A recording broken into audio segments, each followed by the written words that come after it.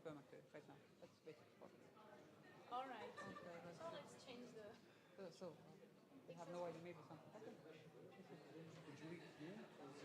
Here, where Here. Jury is there? jury is there. Yeah, you are here, Try not to jury be is there. rude, You are so here, don't jury is stay there. here, like There from are the slides. podium until... Don't worry. To see the slides? You can Yes. go as close as you want. Okay. Yeah, With in the the right right service. If you really want to, only one step, not more. Are you going to give the sign? Yes. You need to leave. We are starting with. We've started. I'm sorry.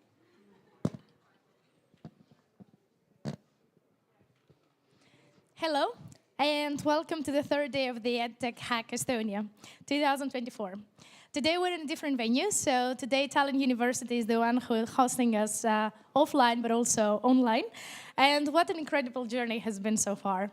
On Friday, we came total strangers in Tallinn University of Technology, forming teams, presenting great ideas about how to hack vocational education.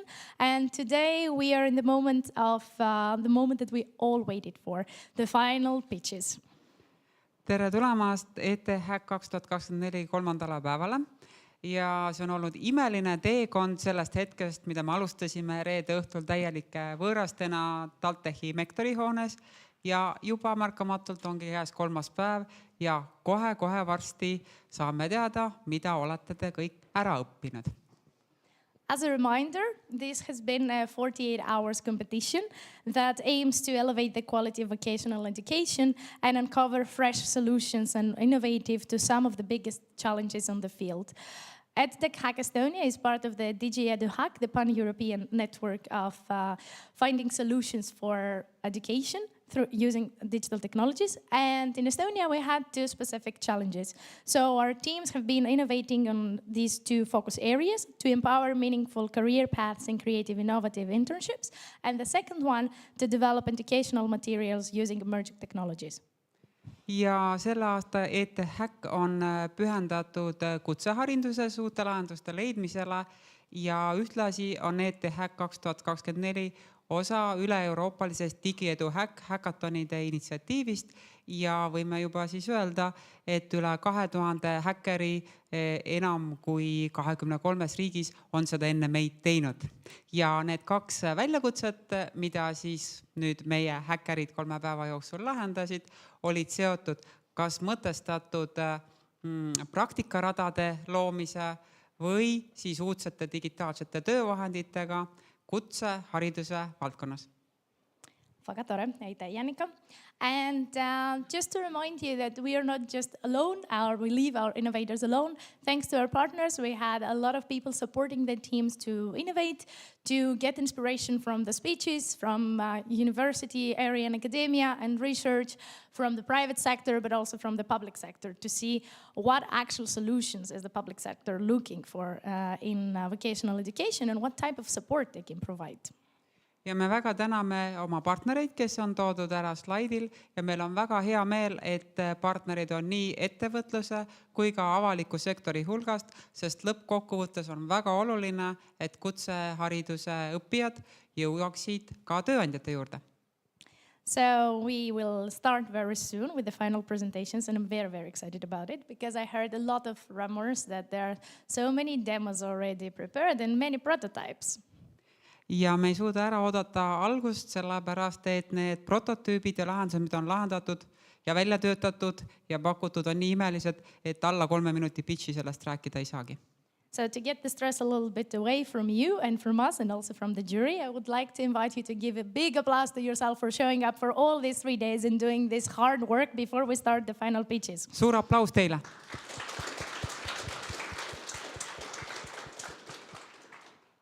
And again, a small reminder about that, okay, you can get the resources, you can get the skills, the expertise, the people to support you, the food as well, and the transport and everything. But what's next, right? So besides the partners who have supported a lot the events to take place during these 3 days, we have also our sponsors who have contributed their non-monetary and also monetary awards to support you further with your journey in the sector. Me väga täname ka meie sponsoreid, kes on meile välja pannud erinevas suuruses tänusummasid ja tänunänni. So I'm going to read line by line all the awards to refresh your memory, but also give them a suur applause. Half Estonian, half English. In the end of the event, Janika will speak totally in English or Greek, I'm not sure, or a little bit of... I can't speak Greek yet. Proovime. Next year. But yeah, maybe I'll switch all over to Estonian and sorry for that. But yes, first and foremost is the 3,200 euros award fund by Estonian Ministry of Education and Research. Thank you very much. 2,000 euros from the Tallinn University School of Educational Sciences, 1,000 euros by EdTech Estonia, 750 euros from Tallinn Education Department, and 350 euros from Energia Avatuskeskus. Also, in addition to that, we have multiple non-monetary awards. And let me say here that the fact that you get a monetary award doesn't mean that you don't get a non-monetary award, and vice versa. We might have the possibility that you actually take all the awards or have multiple awards in each and every team. Ära hakanud laulma OpUp, et winner takes it all. Ei ole midagi. Et põhilised rahalised auhinnad jaotuvad siis žürii otsuse põhjal pingerea alusel ja kui me räägime, et esimese kahe võitja, ütleme selle auhinnafondi puhul on tegemist fondiga, siis see tähendab, et need summad võivad jaguneda siis kahe või enama auhinna vahel. And without further ado, I would like to start introducing the jury by saying two words. First of all, thank you very much for your time, your contributions, your skills to be here on a Sunday evening to talk about this topic and support the innovators. And also I would like to hear from you what you're looking into the teams that are going to pitch today. So first of all, I would like to give a big applause for Oleg Zvailovsky. Thank you very much for being here. Oleg on siis ka žürii esimees ja kui žürii pärast karupidi kokku läheb, siis Oleg lahutab nad ära. Well, what I'm looking for are amazing teams, amazing ideas, and maybe some potential opportunities to invest here as well. Thank you very much. And just a reminder that Oleg is an EdTech investor and also the chair of the jury for today. Then we can move to Meidi Sirk.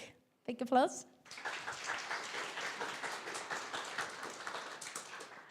Hello, I'm mainly focused for the vocational education that there is many problems and how your idea or prototype will solve those problems. Thank you very much. And then we have Emanuele Bardone. Yeah, to be honest, I don't know what to say, but I'm happy to be here and listening to your pitches, finally, after 3 days. Thank you very much. And you have been one of the mentors as well as Meidi Yes. and Oleg and the rest of the panel. So that means that they already have a lot of experience and they have seen you growing through all these days. Ja nagu te märkate, siis osad mentorid on võtnud koha sisse ka žürii paneelis ja seda enam näidake, mida olete te ära õppinud, sellepärast, et mentor on jälginud teid 3 päeva ja nagu Emanuele ütles, ei suuda ära oodata, mis te siis lõpuks väärt olete. Aitäh. And then we have Enrico Vompa from Tallinn University of Technology. Hello, I'm Enrico. I'm from Taltech and I'm in the jury and I'm looking for teams who are creating some applications using the new AI that is the buzzword of the last 2 years, and I want to see some real practical value created there. Thank you. Thank you very much. One more addition to our jury members is Marilise Ser. Hi. I'm really looking forward on how the ideas have grown into real solutions from Friday until today. So, yeah. Thank you. Thank you very much. From the policy side, and also we had an amazing workshop that for me it was eye-opening to learn more about vocational education in Estonia. So you have got all the insights that you need to hack the system. And next one is Omari Loit.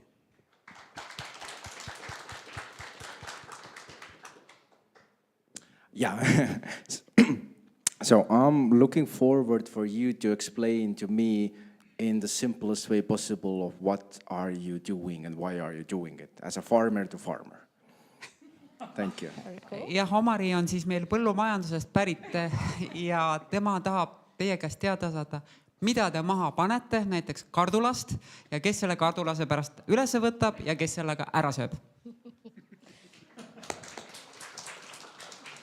But then last and not least in our jury panel is Margus Ojauts. Hello, I am from Valga, director vocational school, and I hope to see mostly what happened in vocational education. Huge. Thank you very much. And if I could summarize maybe what we are looking for is a solution to invest in that is simple, very easy to explain from farmer to farmer, very focused on vocational education. 3 people already mentioned that, and also the use of new technologies as AI, artificial intelligence, and to show the great progress that you have been doing from Friday until today. If you have, I think, all of that, then you have a great scoring in the final pitch. Ja kui summeerida kokku, millised on siis žürii ootused lisaks hindamislehele, mida te olete ka näinud, et see peab olema nii lihtne, et isegi Omari aru saab. See peab puudutama nii palju kutseharidust, et Meidi ja Margus kindlasti aru saavad. See peab puudutama hariduspoliitikute hinge, et nad kujutavad ette, kuidas Eesti haridus sellest paremaks läheb. Ja lisaks peab olema ka näha, et te midagi tõesti 3 päeva jooksul tegite, et sellest mentorite tööst kasu oli ja lõppkokkuvõttes mine tea, kui on nii hea, äkki keegi investeerib ka, et turule jõuaks. And do not forget also the 3 main criteria that we have mentioned several times as well, that the jury is going to evaluate you today about the clarity and to be related to relativeness. Relativity to the challenge that you're actually working on, and maybe I can put the challenges also on the slides. You remember we have 2 focus topics. The one is to empower meaningful career paths and creative innovative internships, and the other one is how do we reimagine learning. So how is your solution falling into these 2 challenges and how relevant and clear it is? The second criteria is about your team, what type of expertise you're bringing in, how relevant it is, and also what strengths and unique elements do you bring in your team. And the third and not last is how to scale and how do you expand and how you can make your solution sustainable. Ja tuletame siis kiiresti meelde, et sellel hackathonil oli meil siis 2 väljakutse suunda. Esimene oli see, et kuidas mõtestada praktikaradasid. Teine väljakutse oli, kuidas tuua tuleviku ja tärkavaid tehnoloogiaid õppematerjalidesse. Ja 3 kriteeriumi, mille järgi žürii teid hindab 0-10 on siis, milline on teie tiim, kas see meeskond on sobilik selle tegemiseks, milline on selle toote selgus, et aru saaks Omari ja teised, ja 3 on siis see, et kas ta on ka sobiv kutsehariduse kontekstis, ehk et siis toode, meeskond ja et kellelgi oleks seda ka vaja. Last thing, favorite thing of mine, what rules, of course. So 3 minutes pitch from your side, 3 minutes Q&A with the jury, and we will try to keep it like 2 questions. If we can make it on time, 3 questions as well. In the screens, there are 3 minutes clock, as you can see. So you can see in the time running. And as it gets closer to 0, I'll start coming closer to you as well. So we can have the time enough for everyone to pitch and everyone to have the Q&A and make it in a more fair way as possible.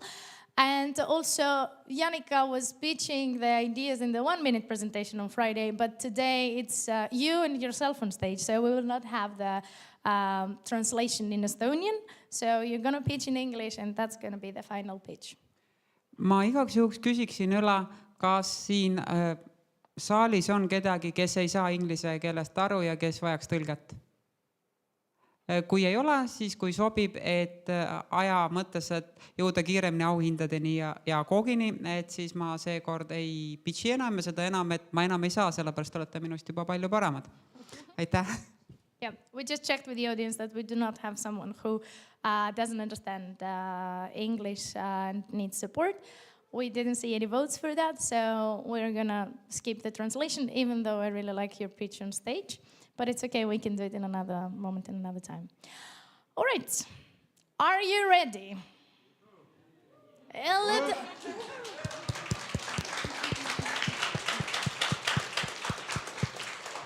For me, I need a little bit more noise. You know, my Greek spirit needs a little bit more noise. So are you ready to pitch? Yeah!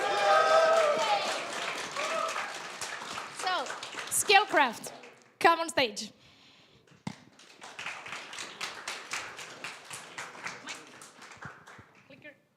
Good luck. All right. Hello, everyone. My name is Barnaba, and I present Skillcraft. So Skillcraft is an AI-powered solution that helps vocational students develop their soft skills. And let's look at the team. So we are a team of 3. We have specialists in IT and development. So I have 8 years of experience in coding, and Hakim and I have experience shipping EdTech solutions. So let's dive into the problem. The problem is that vocational students struggle with essential soft skills. So these are skills like communication, social intelligence, problem solving, and creativity. And these skills are challenging to measure, which makes it difficult for you to gauge on how you can improve. So why are soft skills important? So as you can see, 70% of employers have a strong emphasis on soft skills. And in addition to this, soft skills are in alignment to the EU key competencies for lifelong learning. And it's also a key consideration in vocational educational in Estonia. And the solution is a voice-based AI agent that gauges soft skills and offers insights on students, how they can improve their soft skills based on like real-life scenarios. And how we do this is the AI bot generates a real-world scenario based on your like specialization. Then you respond with audio, and an analysis is done based on 1, communication. This is clarity and coherence. Social intelligence, we look at empathy and awareness. Problem solving, we look at your critical thinking abilities and adaptability. And when we look at creative agency, these are more of the entrepreneurial mindset that we are looking at, so initiative and self-reflection. And with that, let's see the demo.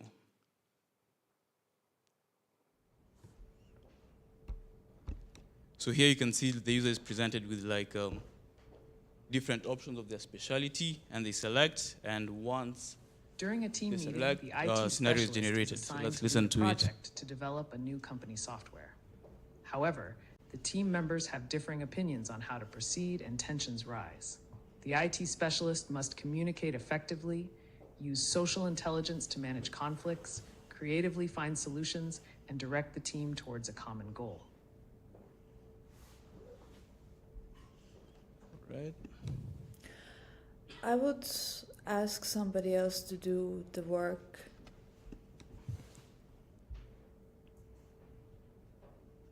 So the AI generates or analyzes the response and gives an analysis. Your response indicates a willingness to delegate tasks, which can be a valuable skill in teamwork.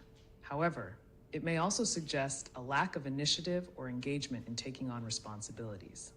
Consider how you can balance delegation with personal accountability.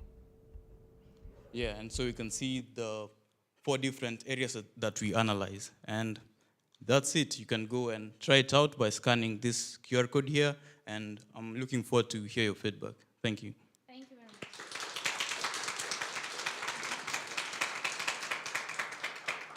Thank you very much, Skillcraft. And then we can move to the Q&A from the jury. All right. So maybe, thank you, that's an amazing idea. How are you planning to earn money on that? So we're considering 2 ways we can earn it. So we can basically charge the student directly. This is like maybe through a monthly subscription. Or the other way would be to let schools pay for this so that students can use them without having to pay. Yeah.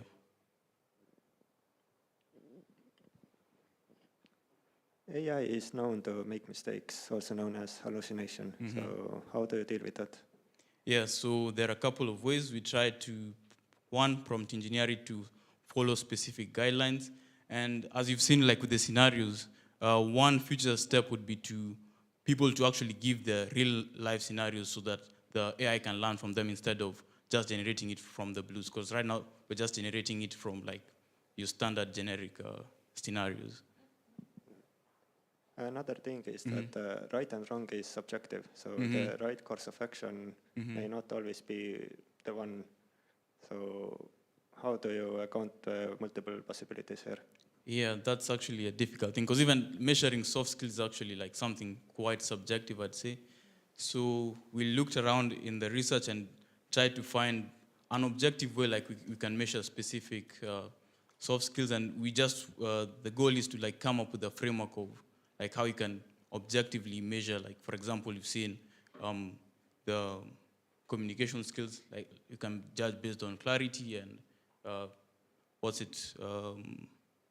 conciseness or something like that. So just give it specific criteria and give it a framework that can basically give a fair and based analysis. Yeah. Thank you. Carrying on from Oleg's question, he asked about how do you make money. I'm asking a bit of a broader question, but in the same frame, that how do you envision that this reaches the students? So is it a product that goes into schools? Is it for B2C, straight to the students? So how is your vision on how it actually ends up in the hands of the students? Yeah, so I'd say it's more of like you will go to the schools first. So this would give us an access to students immediately.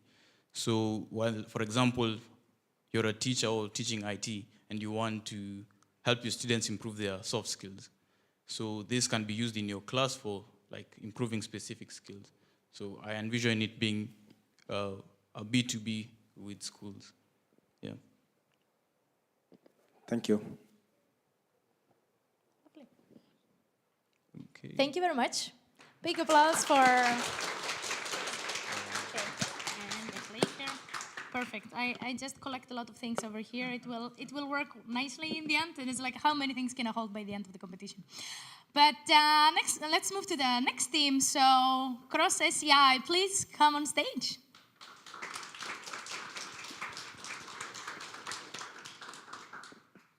I'm assuming the third one, but anyway.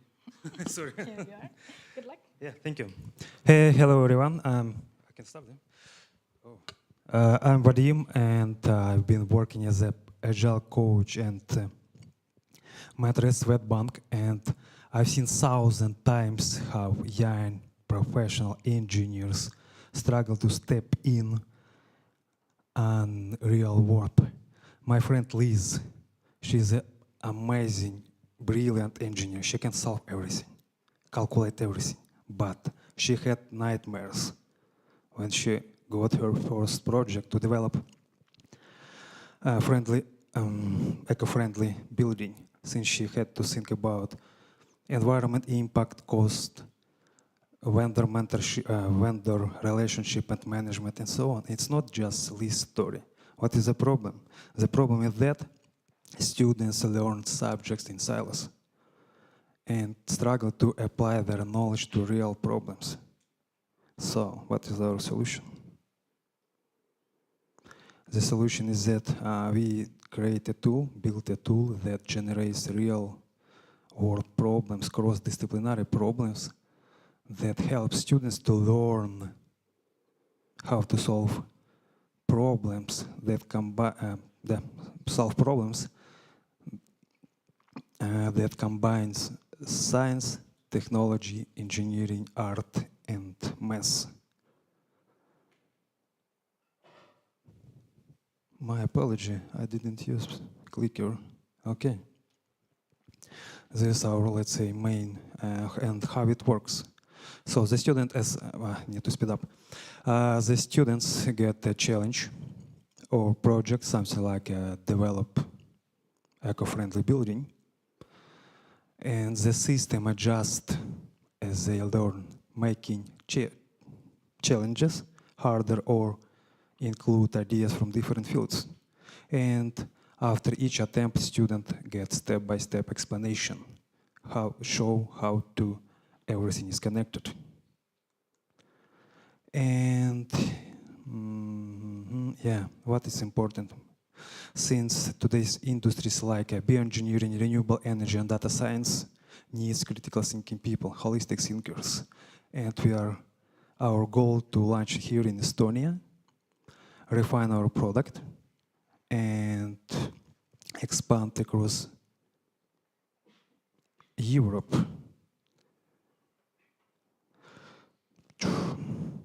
Time. Okay, it's adaptive. Sorry. We have clear roadmap. We know how to do that. And our team, professor in GenAI, 2 business managers, 1 software engineer, me as a guy who knows how to create environment in which great ideas can happen. Thank you. Thank you very much, CrosSci. And that's your time for questions.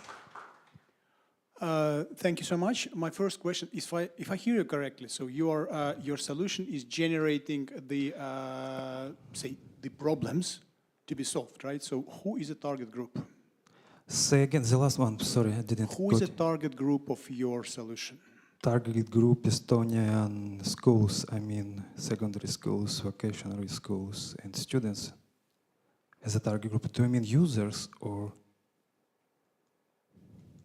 To whom you plan to sell your solution? Who is the buyer? Who is the target group? Schools. Okay.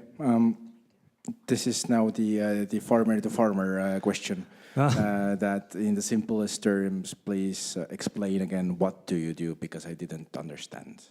Generate real problems for students in order to help them learn how to solve them.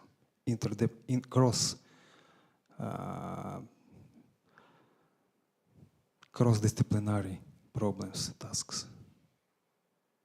And the follow-up, in that sense, how do you differ from a chatbot?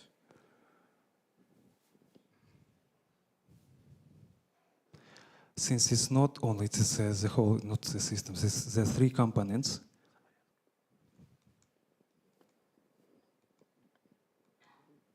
It's not just generating these challenges, but also adjust the learning pace based on the current level of student, and also provide him guidelines, the 3rd step.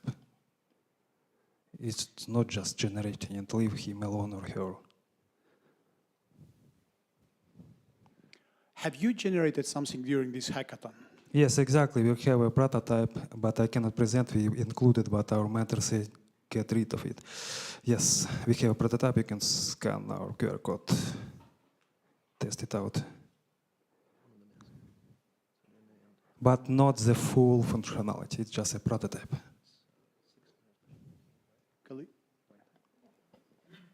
Could you generate on the spot sample problem by yourself without the tool?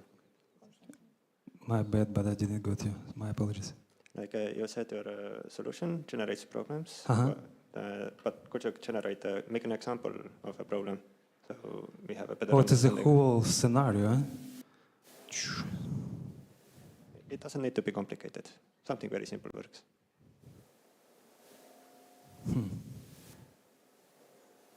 Just a second, let me think. I just tried to remember what is one of the case. Renewable energy. Your time is up. Yeah, sorry, my bad. Probably we can discuss after. Thank you so much. Thank you very much, CrosSci. You can give it to Janika.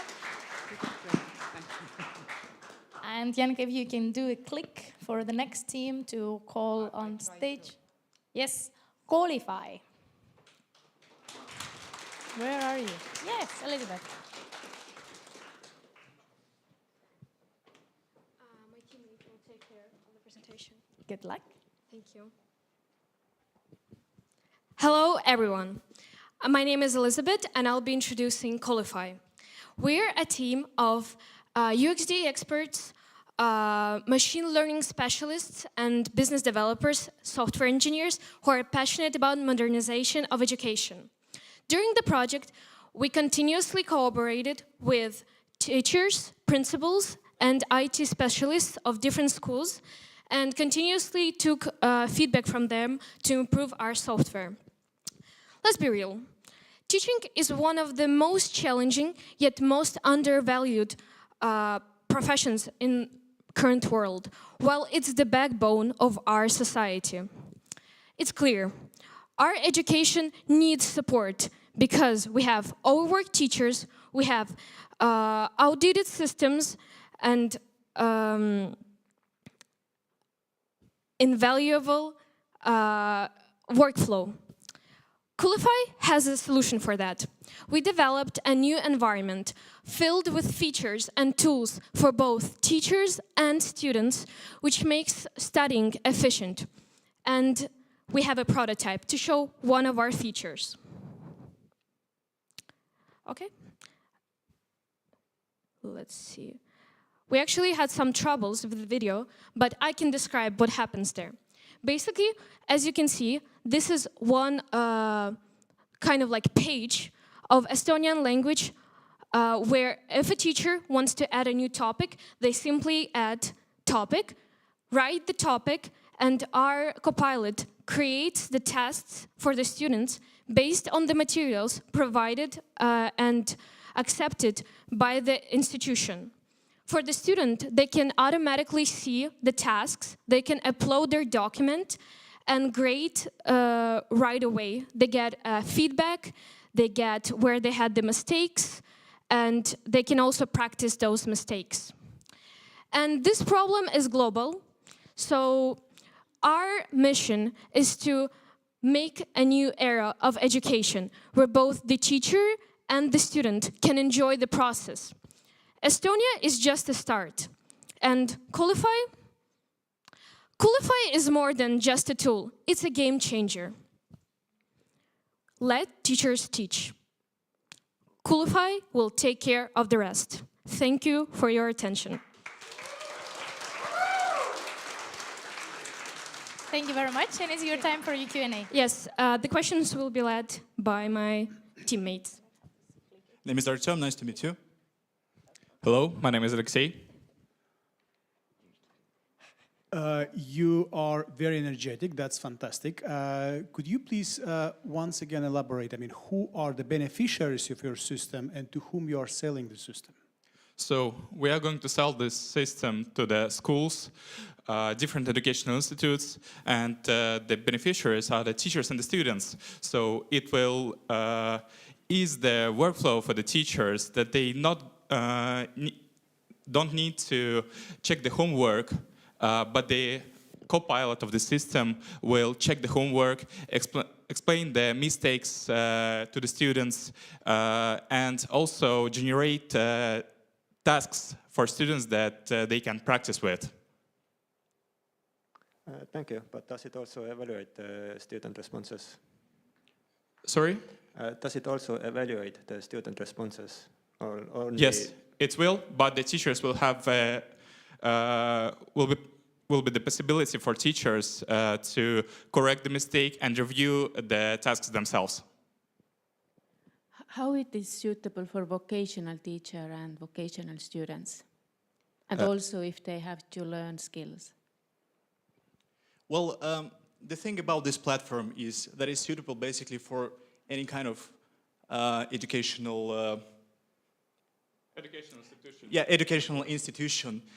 In vocational schools, you have different kind of learning paths that they choose, whether it's a math, whether it's Estonian language, whether it's something specific with the educational that you provide. You provide the materials, you can create a task with the co-pilot assisting you. So you really don't need to waste your time a lot. So it gives you a glimpse which you can use, which you can create a lesson within a minute based on the textbooks that you provide to us. And the student can get automated replies and automated feedback out of the answers. Have you been in touch with teachers while developing the prototype? Yes, we contacted some teachers, principals, and IT administrators. We asked them about the problems they face in everyday life, everyday work, about their repetitive tasks that can be automated. And we proposed them our solutions and got the feedback from them. We proposed them how we can how much time can save the automated checking of the homework for the teacher's life, because we all know that teachers don't work only in the schools, in the universities. They work after, in the evenings, like the same amount of time. But just imagine how much time can be saved with it. Thank you very much. Your time is up. Thank you very much for the questions as well to the jury. Good luck, Koolify. Super. And then we can call the next team on stage, Edu for Fun. Give them a big applause, please.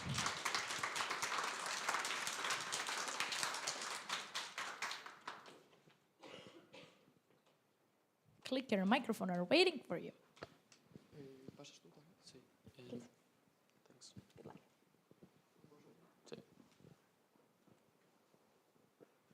And I start this. Hello everybody, my name is Martí Jiménez and I'm team leader of Edu for Fun. In Edu for Fun, we are Jan and I, who comes from Spain. In Spain, we won our first hackathon within our first month in uni. That led us to Classify to coming here financed by the university. We also have 3 teammates from Poland, who are one teacher who has more than half a decade of experience as a teacher. We have a marketing expert, and we also have a design expert. When studying about data of Estonian vocational studies, we found out that in 2023, 6,000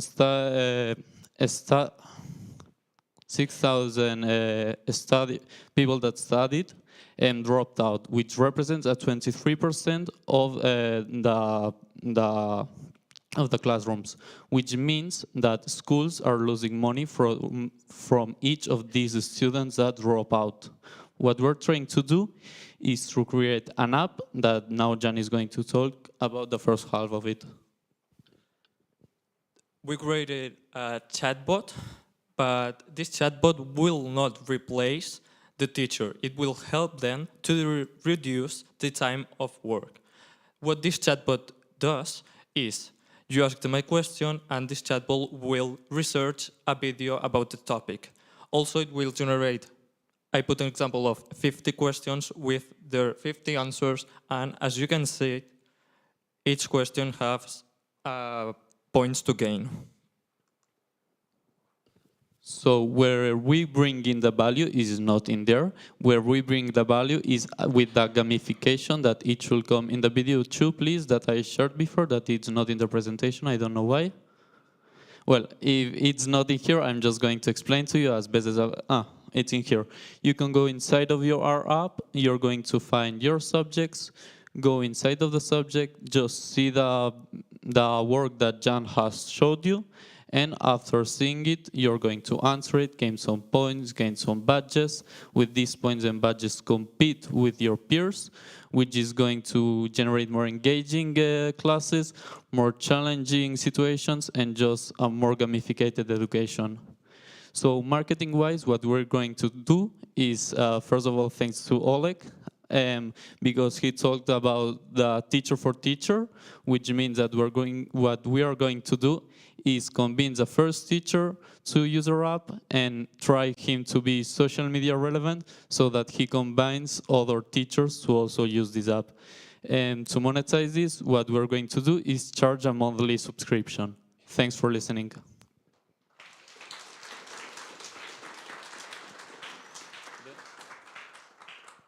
Thank you. As I understand, then you are trying to solve the people dropping out of school problem. The main cause of people dropping out is that either they lack motivation, they feel alone, they don't have anybody to rely on. How does your solution help students like stay in school and graduate? Okay, so we think that gamification and the constant rewards that you will be getting from this app will be a factor that will make them feel gratified for the work that they are doing constantly, and it can be a motivating factor as same as the fact that they are competing among their peers. Have you like done any surveys? Have you asked whether it's actually like really that way? Sorry, can you repeat? Have you done any surveys on actual students that it will actually work? If we have asked to students, you mean? Yeah, okay, so half of the team, we are students. I know we are not half of the population, but we all think that it will be a nice thing. Also, there's a lot of studies that talk about how the fact that receiving constant notifications, constant tokens will make you feel great and will make you feel that people appreciate your work. Okay. In vocational context, who will create those videos? Okay, so I don't know if we didn't explain it perfectly or something. Basically the chatbot, once you upload like your PDF or the things that you usually use, he will search for a video. After searching for a video, it analyzes it. Sorry for my English. It make an analysis out of it. So it will generate the questions, the points, and the answers. So the teacher just should have to copy it and paste it into the app. You said you were students yourself, correct? Yes. As students, would getting these badges motivate yourselves looking back at your own student experiences? Yeah, I think so. I know I don't speak for all of the people, but I'm a competitive person. I think that even if you're not a competitive person, the fact that you're constantly getting a reward for the work you put in, even though you're not going to put it in the wall of your room, it's going to make you feel great for what you just did. So short question. I mean, I hear you saying that with your gamification, teacher is the main beneficiary, right? So what teacher wins with your solution? Okay, what teacher wins is that without him having to write a whole assignment, he's going to be able to ask our chatbot to do this assignment, and he's going to just have to copy the questions and put them into the page. So he will have to spend less time into building assignments. Super. Thank you very much. Thanks to you. We can give it to Janika. And it's nice also to hear the notion about instant gratification for our efforts and also how different generations perceive that. Quite interesting. Next one, Magusta Suite. Please come on stage.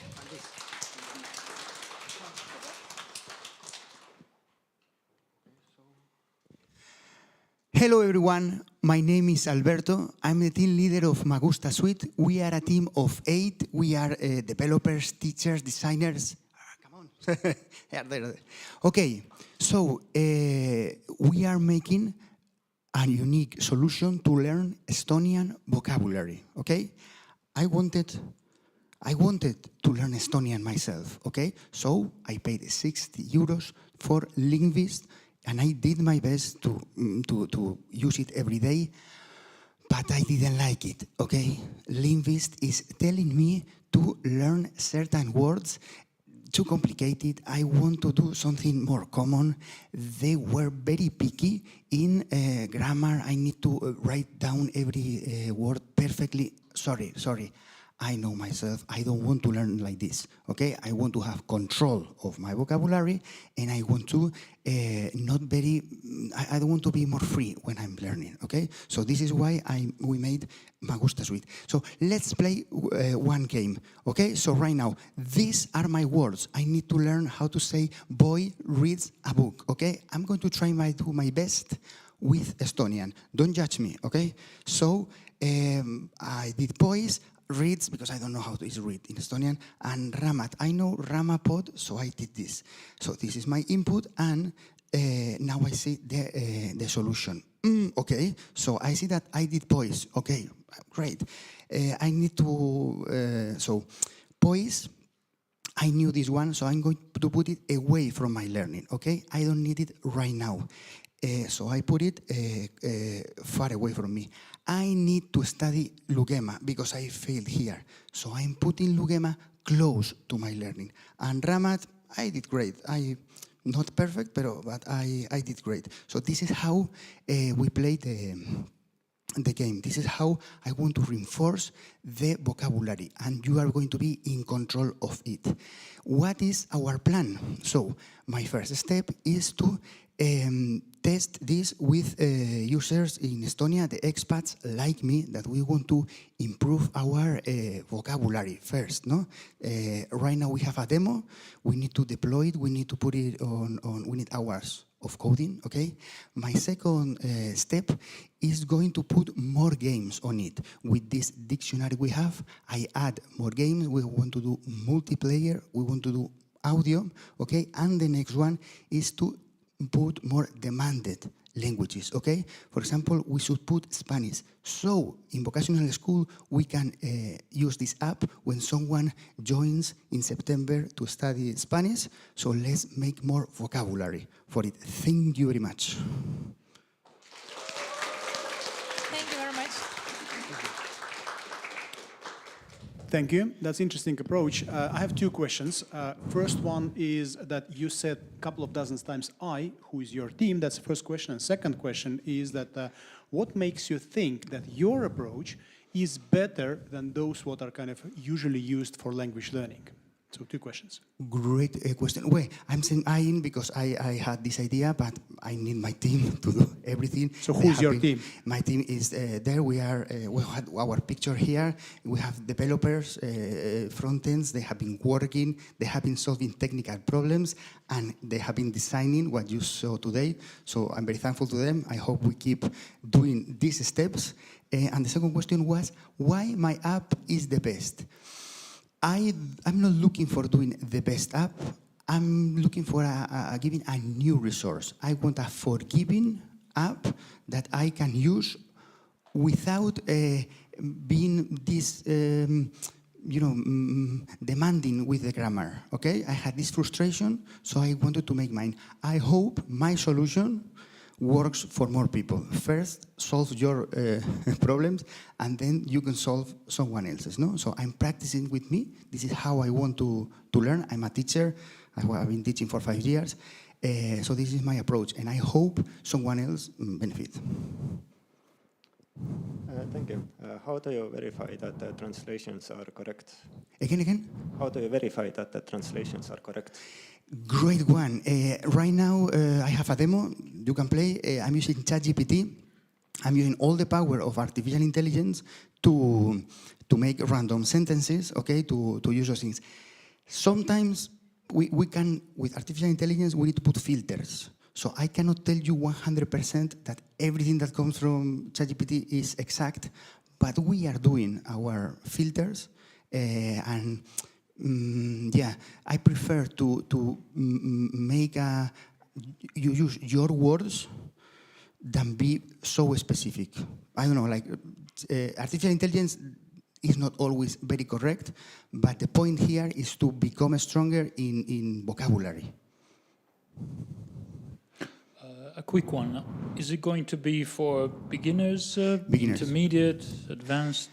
It's going to be for beginners, okay? I think that the most critical part is the very beginning, to have volume in words, to have these resources, so I can not make a perfect sentence in Estonian, but I can first understand what people are talking around me, and then to be able to use some words. And then with these words, I will become the best in grammar. Okay, I promise. But first is volume, volume in vocabulary. Super. Thank you very much, Magusta Suite. Thank you. Yes, thank you for not taking. Yes, Paragalo. Thanks for not taking as a souvenir the clicker because we need it for the rest of the teams. And just some technical aspect from my side as well to remind you. I understand the passion of everyone in going to the jury and tell everything there, but let's try to keep ourselves into the circle so we don't overlap with the slides, and also we can see you with nice lighting. And after my technical tips, let's invite on stage InternHub. Big applause. Good luck. Hello, everybody. My name is Kalle. I'm a third-year vocational IT student, and I'm here to start a conversation about a problem that me, many of my colleagues and teammates, and also people we've interviewed face. So, the transition from the school environment to the work environment brings with it a lot of unexpected and weird variables, which create a lot of uncertainty for IT students. And at the end of the day, what we fear most is that which we don't understand. And we think we could fix that. Our solution is a web-based platform that simulates the work environment and the interview process.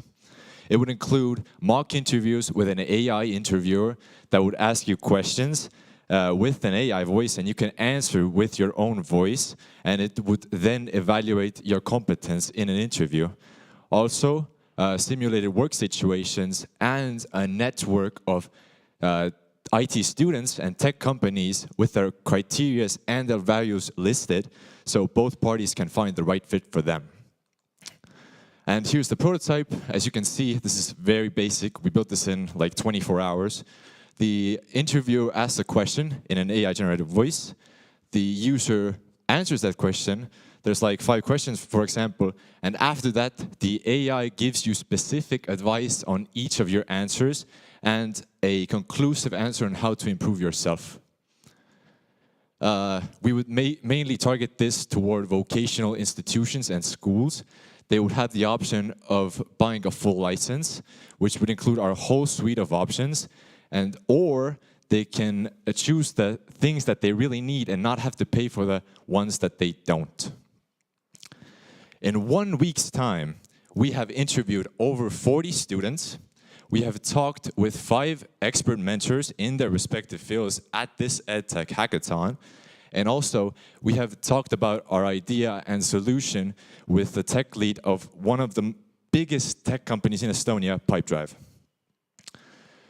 The team currently consists of 3 software engineers with over 4 years of experience, each of them, and one actually works at a tech company here in Estonia. Then 2 UI and UX developers, and last but not least, a business developer who has participated in a multitude of hackathons across Estonia.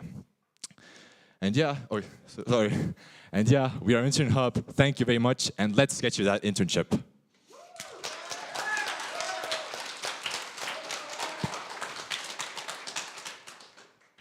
Thank you.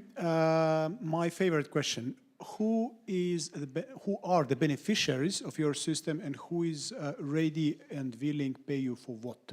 Yes, thank you for that question.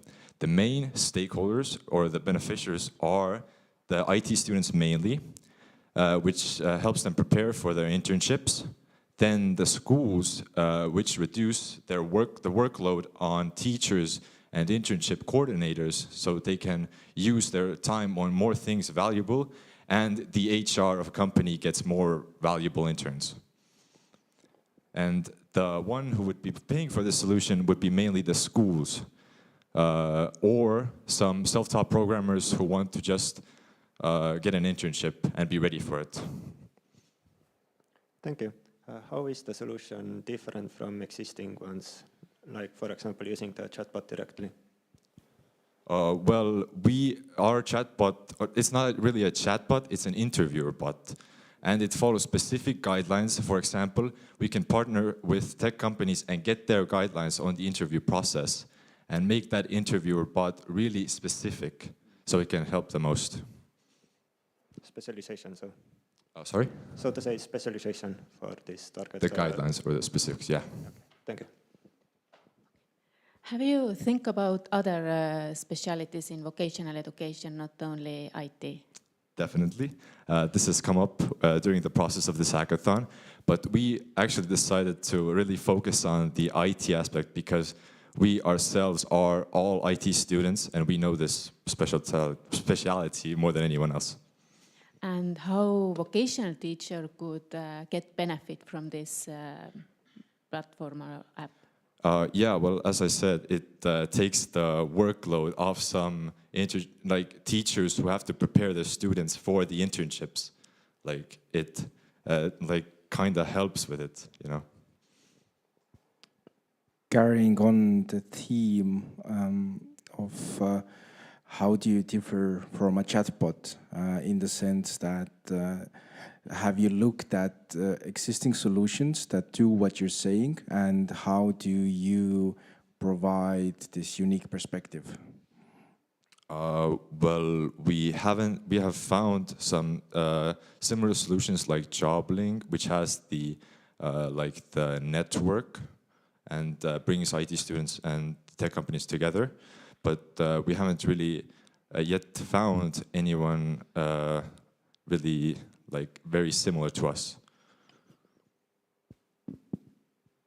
Great.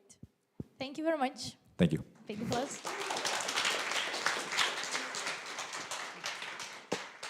And then we have our next team coming already on stage very passionately and fast and quickly. Cyborg Bootcamp.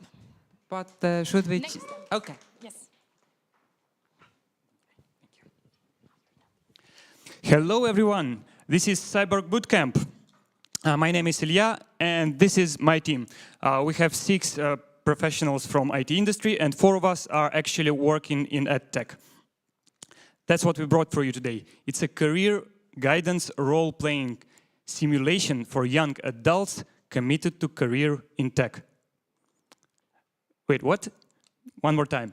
It's a bootcamp where we don't teach you anything, where instead you practice real-life scenarios by solving quests as a team. Sounds better?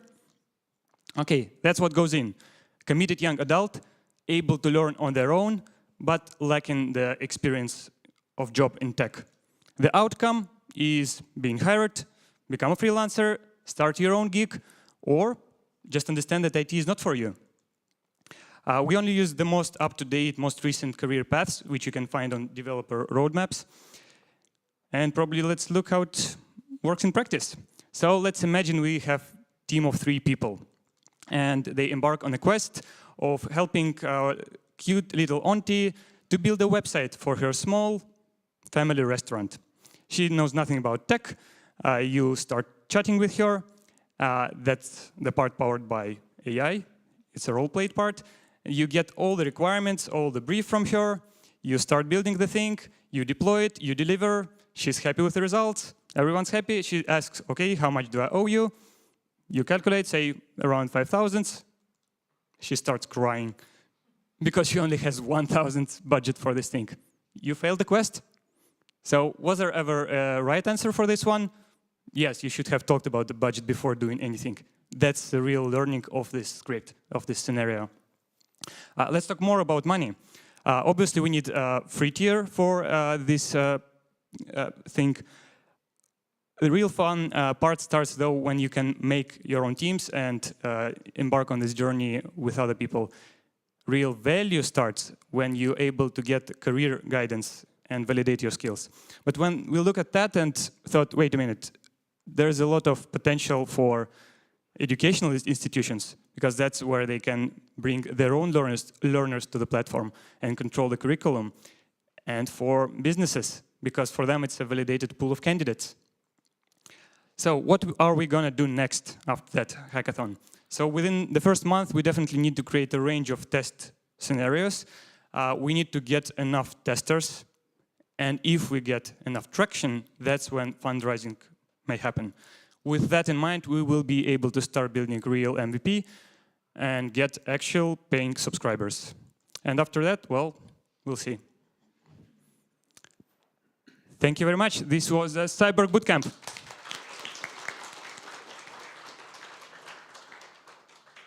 Thank you so much. I love your energy, level of energy. Let me ask, I mean, you have mentioned a few of potential beneficiaries, so they have different, I would say, interests, a little bit competing interests. So which one would be your first target group? That's question number one. Question number two is, please evaluate a little bit who is your team, who is doing what. Yes, so the first one, between these two options, obviously, the one that we will be able to reach easier and faster. So if we have more access to business, then it will be the first one. If it's institutions, educational things, if they like it more, then that's it. It comes from the testing. We need testers. We need to build this MVP. As of the team, we have front-end, back-end people, we have design, UI, UX, we have business developers. So it's a range of experience. So we have, I think, everything covered, basically. How is your content created? Zero content. We have no content on the platforms. We don't teach you anything. We have these scenarios. You can call it content in a way, but these are scenarios from real life where things happen, how things may go wrong. Yeah, so that is the question. How are those made? Yeah, so it's a sequence of steps built as a visual programming thing. They can branch. There are correct options, wrong options, and AI plays only a small part in some of the steps. It role plays NPC. If it makes sense. If you take the first few months of your journey, you have two essential layers. So it's a platform and it's a scenarios, content, however to name that. So which one you will focus more, platform or content, scenarios? Content first, because we can test users with it faster before building platform. Technically, we spend enough time now to figure out what are the technicalities of building it, so we see how complex or easy it would be. So scenarios first. We can run them in semi-manual way and understand how they drop out. Which problems your platform or this idea will solve in vocational education? Yes, in vocational education and generally in education, we see a huge gap between reality of work in IT. Like I work in IT, I do things much more different than learning material explain. So there's growing gap. We do things now differently. We prompt instead of writing code. We do things differently. We want to put people in real scenarios to let them see how things are happening and encourage them to cheat and solve things with AI and see why it's working, why it's not working, what are the possibilities overall there, because things change dramatically. Thank you. Quick question. Have you done any end-to-end test runs? Sorry? End-to-end test run. So a user who doesn't know any context tries it. Yeah, within small circle, within the team itself, and within like friends and family kind of thing. So small test group for now. And did it work? Super nice, actually. If people engage into role playing, they actually go through the scenarios, so they actually can talk with these NPCs, with these bots. Thank you. Thank you very much. Big applause, please. And I would like to offer a breather because we have been already halfway through. We have listened already 7 pitches. And I love the energy, I love the dynamic, I love the great ideas, but it's like, oof, there are more things how we can keep ourselves in contact with the content. So allow me to offer a small recap about the names of the teams and also what they were working on. So to refresh your memory and just take a breath as we learn today, use the Bibo, breathe in and breathe out, and then add the move on part. So firstly, we heard from Skillcraft, a chatbot that develops students' soft skills to help them better handle teamwork in real life and enhance their employment opportunities. Second team pitch that we listened, is CrosSci that supports engineers who struggle to apply their knowledge holistically, enabling them to solve problems more effectively. Third team was Koolify, that assists overstressed teachers and students by automating the creation and assessment of homework assignments to make learning more efficient. Edu for Fun comes next, gamifies lessons content for students by awarding badges, points, and prizes to capture their attention and reduce dropout rates. I need to breathe as well in the meantime, I guess. Magusta Suite comes next. That creates a unique, affordable solution for foreigners to learn Estonian, allowing them to freely choose which words to learn and have control over their vocabulary. InternHub, that reduces pressure on vocational students regarding upcoming internship by providing a realistic simulation experience. And the last pitch that we heard from Ilya, the Cyborg Bootcamp, that offers practical work experiences through role-play that simulate real-life employment, focusing especially on teamwork without traditional teaching methods. Kas sa tahad tõlkida ka? I don't want to translate, but I want to say that it was my small opportunity to create these one-sentence pitches for Katrina. Yay! Thank you, Annika, so much, and a big applause as well for that.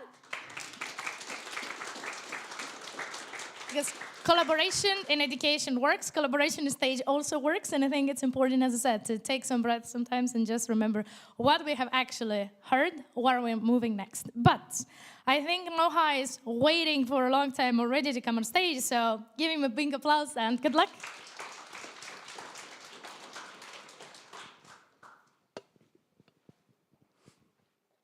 Hello, everyone. Please meet Marika with very beautiful eyes. She's from Valga. Now she's in Tallinn. She has something more. She has coding skills. She's a last year student in Tallinn Polytechnicum, and she has a dream. She wants to get a very nice job in Microsoft in Tallinn office, but there is some problem. No relevant work experience. She hardly can apply for it. And we think we have something to offer to her. We suggest a digital workspace.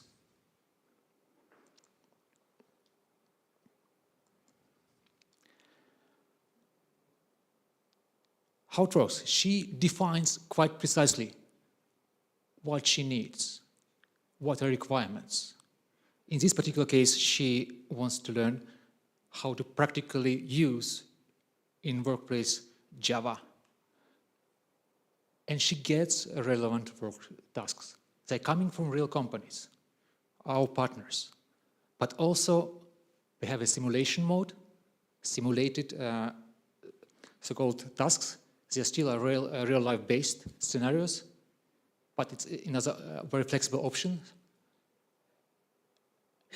And how we use AI in this context, we are creating personalized paths. So basically we have a learning contract between companies in Marika, what she wants to achieve and how she will do it.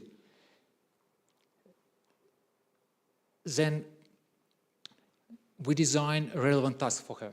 So her personal goals in this workplace will be achieved. Again, we use it for simulations, AI for simulation assessments and talent insights. So companies will later on have the ability to find the best people they can in this platform. So what are the results for Marika? It is about getting relevant working experience. She gets knowledge, she's learning during this experience, and she has a proof that she is a professional person with proved experience. So for company, they interest to get talented people. She has access to talents pool. They can share their tasks, which actually may be difficult to solve. Maybe it's too expensive, or they just would like to call the crowd to solve those things. And they have branding reputation. They have visibility to people, to their partners, and to the society.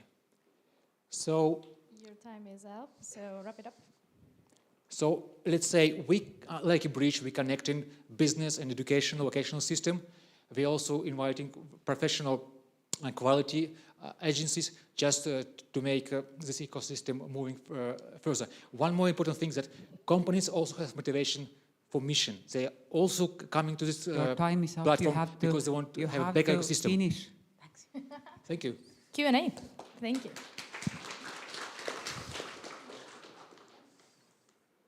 Thank you. Can you tell me in one sentence how can it be used in vocational education, or how is it connected to that? So as you see, we are our primary focus just to help this Marika. Yeah, she wants to reach job market, and she has some problems with that. So first of all, we cooperate from the very beginning with teachers. We see the will to engage and to design those, let's say, simulations. For teachers, their best interest that their students get practical skills, experience, and they see that their students are successful. I mean, it's emotionally, but also because of this cooperation, they can prepare better curriculum, right? So they're doing own stuff academically, but connection to reality, to so-called business reality, is a problem, still a problem. So who's the main user of the? So it's a platform for students just to come and get experience, but a business part is another, so we get money from business companies, but it is for students. Students are users, and companies who get some profit for this. Sorry, do you understand correctly that it's a matchmaking platform? So it's connecting users and so Marikas of the world and the companies. There is an element of this. It's not purely matchmaking, because from the beginning, we discussed before as well, it can be problematic maybe to engage every companies. From the beginning, we connecting to professionals who are already agreed to cooperate and design those tasks from the very beginning. The first task which will come to this platform is our team tasks. We specifically design very bad, ugly demo, and we'll share to UX designers, make it better. It is first tasks which we are sharing with the world. I'm sorry, let me come back to the same question from different angle what Mari-Liis asked. I mean, who is paying money and for what? Exactly. So we're asking for companies for money. They get analytics about the best talents in particular field, depending what skills they need. Secondly, they are paying for problems solved on this platform. Basically this. What NOHA stands for? Okay, NOHA actually it's an Arabic name for a girl, it means intelligence. How does it differ from LinkedIn? From which? LinkedIn. Well, LinkedIn is a learning management platform. We are focused on practice. There is a possibility to learn, but again, it is a real task-oriented platform where people basically get a job. I mean, for young people. Thank you very much for the Q&A, and thank you very much for the pitch to Janka. Great. And then we can move to the next team. ShareIT, please come on stage.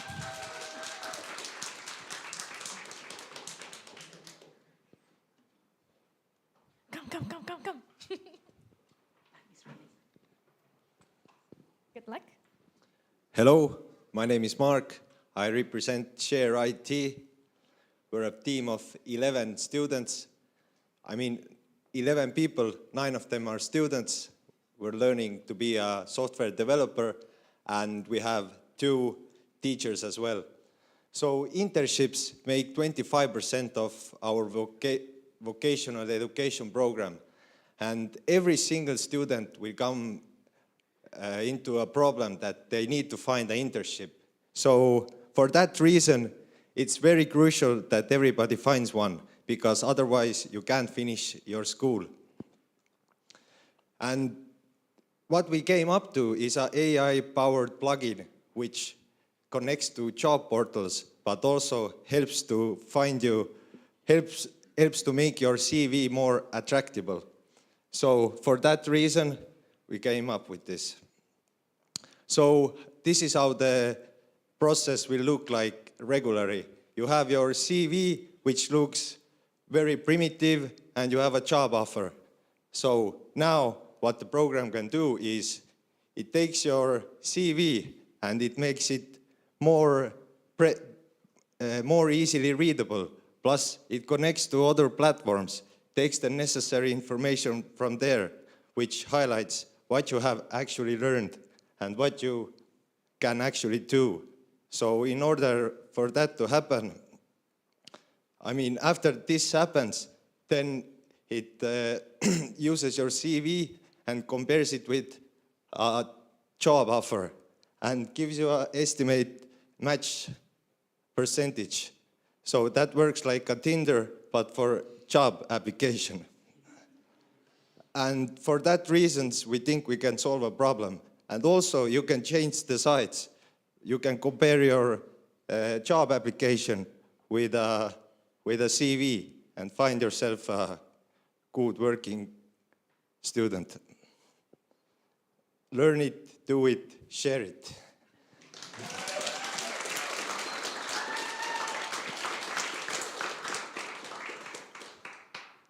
So, do I hear you correctly that what you're doing by this AI-powered plugin, you're generating the CV, right? Yes, The from proper existing one, to make like a better version and using like other platforms like Udemy and GitHub to like highlight what you have done. So who is paying for that? We thought about it that you can make a subscription, like students can pay for it, and also like you can. But student could need it one time in 5 years, right? So Yeah, one but subscription. you could also integrate to like every existing platform to like get more reach for the platforms. Okay. Who's your team? We have 9 students and 2 teachers, so we're all like kind of new in the area. How employers should get benefit from this platform? Well, that's what we learned about from the mentors, that one big problem is that employers don't want to get interns because they spend time and resources on them and they might not even fit for the job. So that's why it makes you connect the person who really fits on the role. So that will help on the long run to find a future worker, pretty much. Thank you. You mentioned before that the job CV and the job description, it got matched. How exactly does the matching work? How do you get the number? It goes by like what you have in the CV and what's the job description. So it goes on like using AI-powered technology and searches for the words that are on both criterias. And in order for that to do, he needs to understand what something means. Could you break it a little bit more down? Like how exactly is it implemented? That's a good question.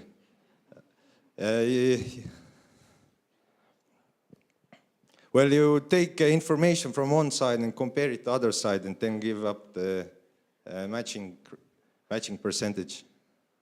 If I just stick to the same question, did you make any kind of prototype during this hackathon, so in addition to the slides? And well, yeah, we made like how it should look like, but since, yeah, like we said, we're pretty much all students and we should have get more expertise in the team, but this is how we went for.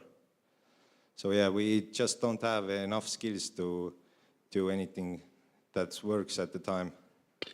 Thank you. Thank you very much for the pitch. And I like also the slogan, learn it, do it, and share it. And I think it embraces very well the hackathon's mindset. It's like you have an idea, you come, you do it, and then you share it to the world. So thank you for that. And then we can move to the next team, Oposal. Please come on stage. Big applause.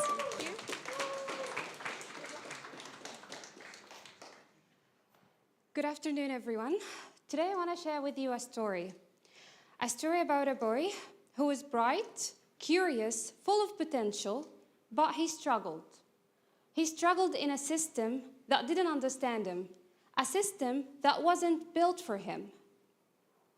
3 years ago, I met Adam, who has just lost his mother, my close friend, and I had to step in to help him.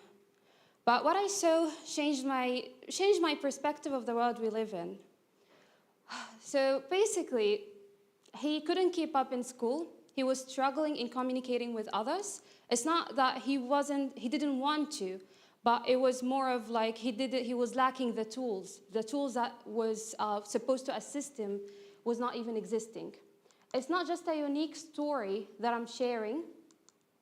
In Europe, these are the numbers for Europe. Particularly in Estonia, we have more than 2,000 children with autism, and the numbers are increasing. So the struggling that we have right now is that the traditional classrooms are not designed for them. And because we lack tools for personalization, usually they need more details, they need more visuals, and because it's not designed for them, it can make them sincerely overload.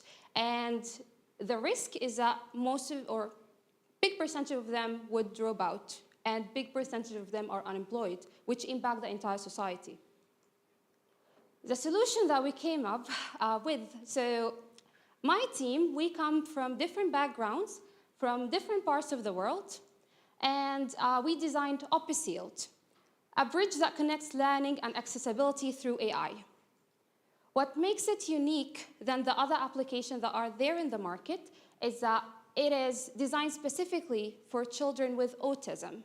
So it has features like structured learning, visual support, and positive reinforcement. These are our landing page. So since we are talking about the vocational education, so you have lessons here. And if we choose, for example, workshop-place safety in a carpenter workshop, so first off, when they choose the lesson, it will give them good feedback, you're doing well.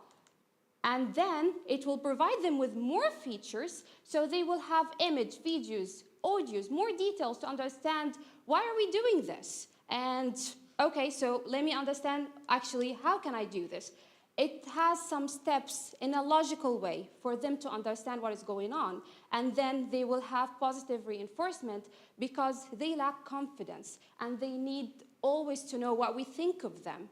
So the application will provide them with that beside the teacher as well. And it will be... Thank you. Your time is over, so wrap it up. Okay. So we also have a teacher area. And what we need is funding so we can expand the team and expand the idea so we can actually have it in Estonia. Thank you very much. Big applause for Oposal. And your Q&A. That's an amazing story. Thank you. What makes you think that your approach does work with these kids? So my background, I have a bachelor's degree in science and education, so I have dealt with children with autism, and I have also some personal experience with other children of autism. Right now I'm doing a master's in AI for sustainable societies, and we're focusing on accessibility, so we're doing a lot of research in that area, and that's how we developed this approach, in particular due to the studies that I already, and the data that I already collected throughout my years of education. Okay, thank you. How do you consider that project? Is it rather, I would say, business entrepreneurship project, or it's rather social entrepreneurship?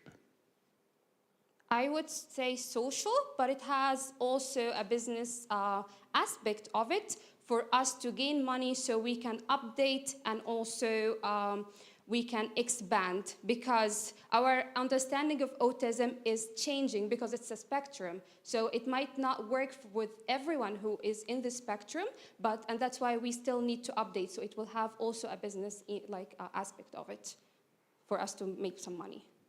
But still, let me ask it. I mean, are you rather looking for investors or sponsors, donators?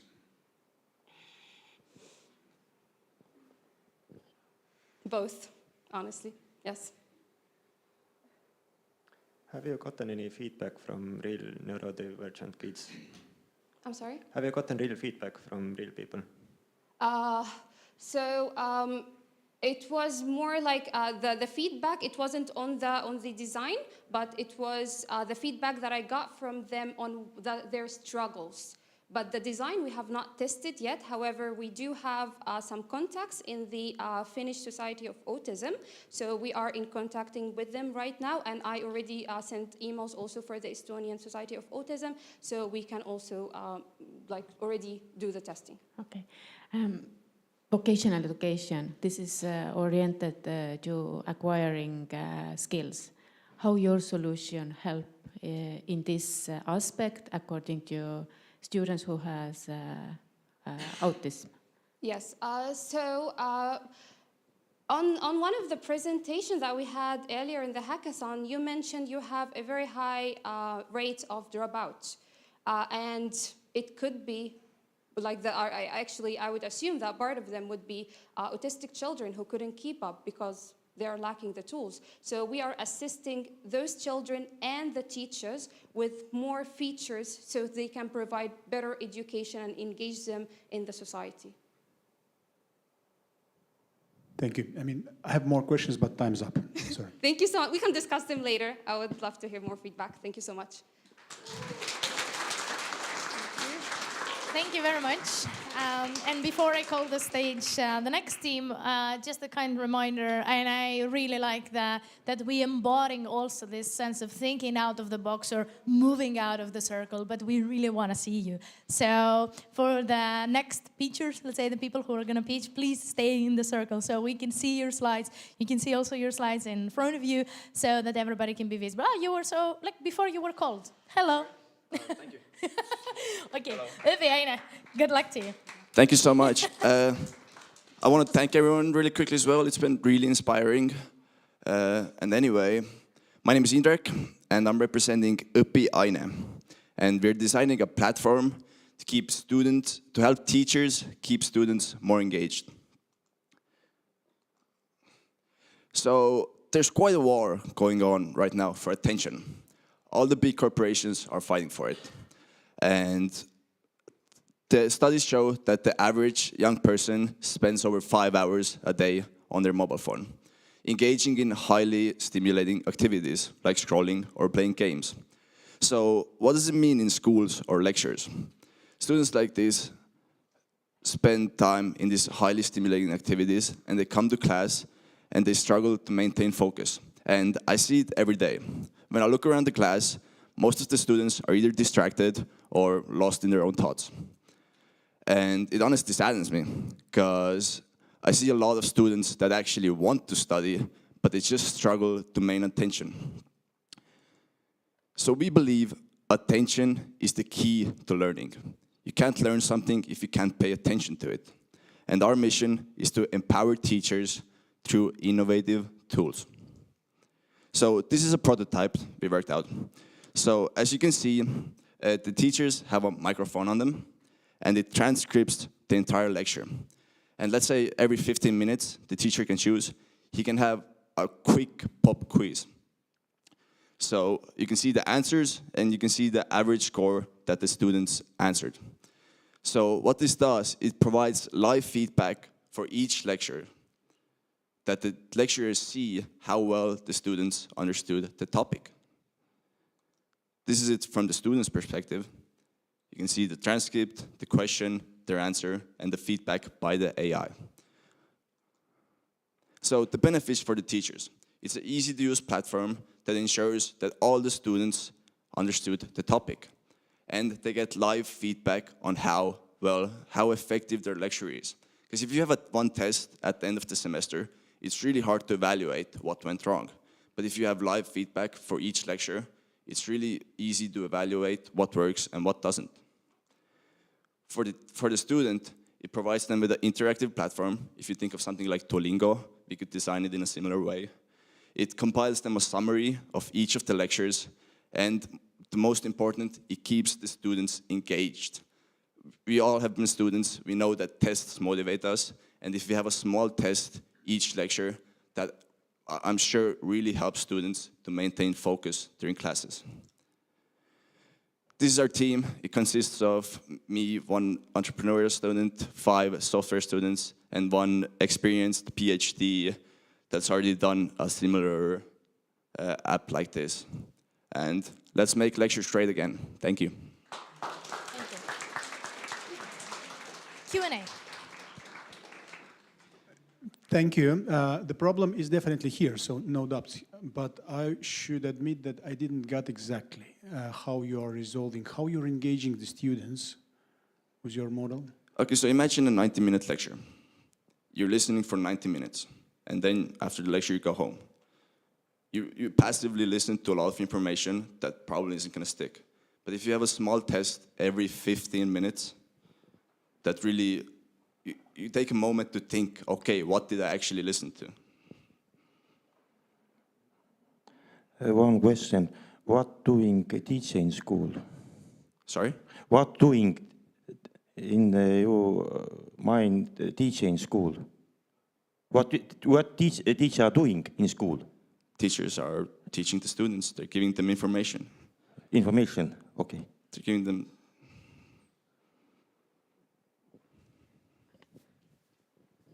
Do you plan to ask students if they want to have something like that?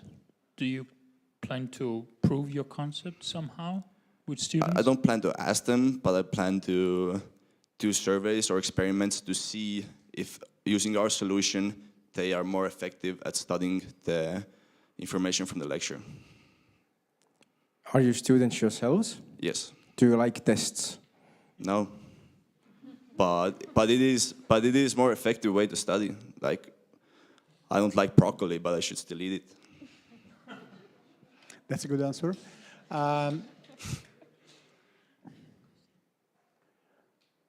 What have you done during this hackathon? So, I mean, what kind of prototype have you done? I'll give it to my IT expert. Well, I haven't done the prototype as well. We have on our own expert in software developing. He did the essential prototype, which you can see there. It fully works. We wanted to incorporate it in this lecture as well, but we didn't go through with it. But yeah, he's really experienced in the field, and yeah. Okay, just my understanding, is this idea something that for teachers to keep the traditional teaching instead of teaching active way? So just use this app, put little bit the students actively listen.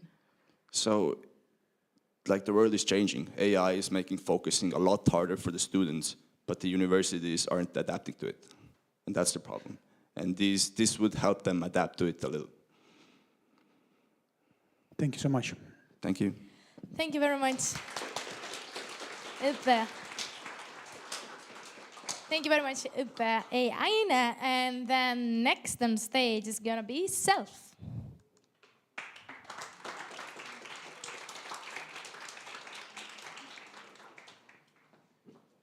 The stage is yours. Good luck. Thank you. Whew, finally, I'm here. Hi, I'm Tamara. This is Self. I'm an educator. And I will tell you a story. A couple of days ago, or maybe weeks, I was walking down the hallway and I saw that teenager boy was bullying teenager girl, maybe classmate. And when I started to inquire the situation, I had a doubt that actually the boy might have had affection to the girl. However, he could not realize that. And the way he delivered this all was absolutely wrong. Then I started to think, maybe he doesn't have any adult around who can guide this person to learn more about the emotions. And actually, this is a problem, global problem, because OECD 2023 has revealed that emotional intelligence of the teenagers has dropped. Imagine, this kind of teenagers go to vocational education, maybe make very poor career choices, go to job market, and we end up having adults with very low emotional intelligence. And that's where Self steps in.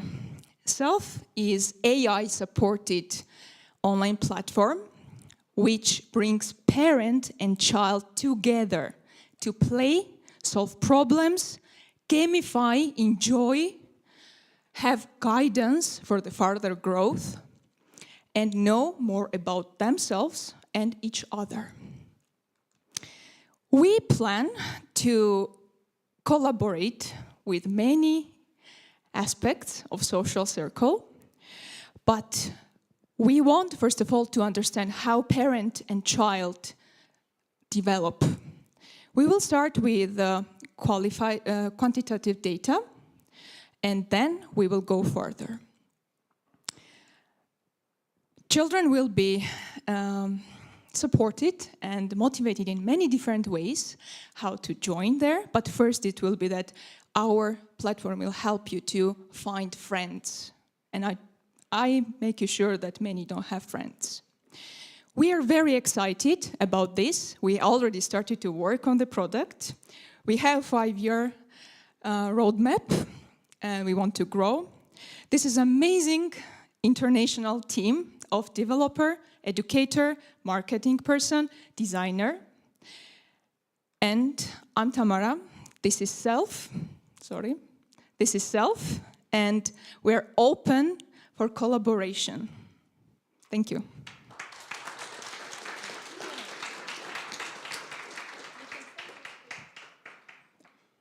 Thank you. The problem what you're tackling is definitely there, but the fact is that there are quite a few already solutions what are tackling the same topic. So what makes you special? Problem is still there. It means that they have not found real ways to solve this problem, right? Otherwise, we wouldn't have this.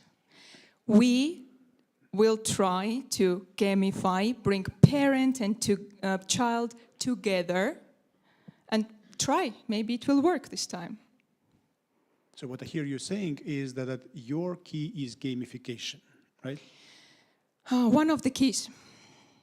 What if I say that there are other platforms what have gamification elements in there? Do parent and child do it together? Learn about each other, solve the problems, real life scenarios together.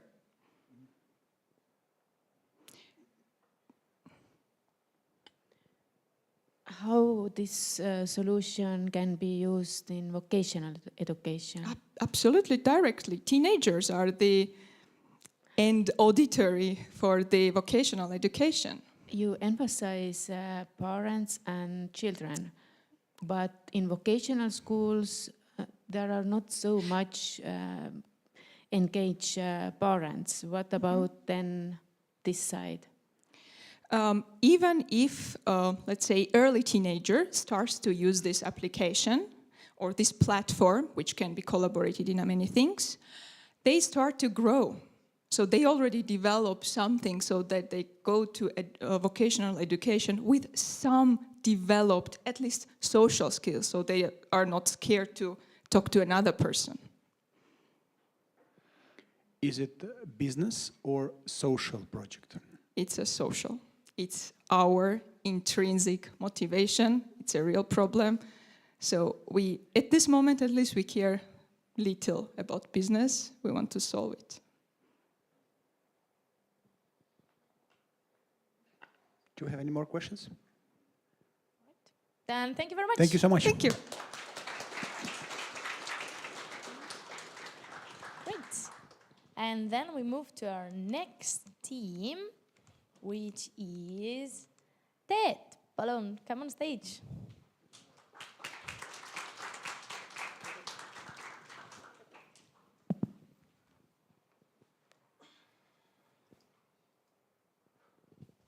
Hello, my name is Mikko, and I'm a software developer student in Tallinna University. Picture this. You're a student, and you have a big test coming up. And you've spent a lot of time studying for this test. But right before the test, you find out that all the answers to the questions have been leaked by other peers. And this would mean that all the time you spend studying is just wasted. Also during the test, you find that there are multiple choice questions that have the answers stick out like a sore thumb because it's just twice as long as the other options. And after the test, it takes months to get feedback and a grade because the teachers just have so much work to do. So this is why we propose our own solution Targeted Educational Evaluation Tool, or for short, TET. What is TET? TET is an easy way for teachers to create tests and for students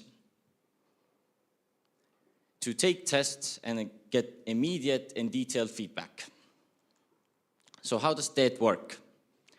TET takes teachers' input for the test. So if the teacher would want to use their own material or use our database for the material for a test, then they click generate, and that puts it into the AI, which generates unique tests. This saves a lot of time for teachers, especially in vocational education, so that they could use more time to create hands-on and practical assignments. Then these tests can be taken by students, and then they, after the test, can get immediate and detailed feedback on what they did wrong and what they did right. We have a little visual demo.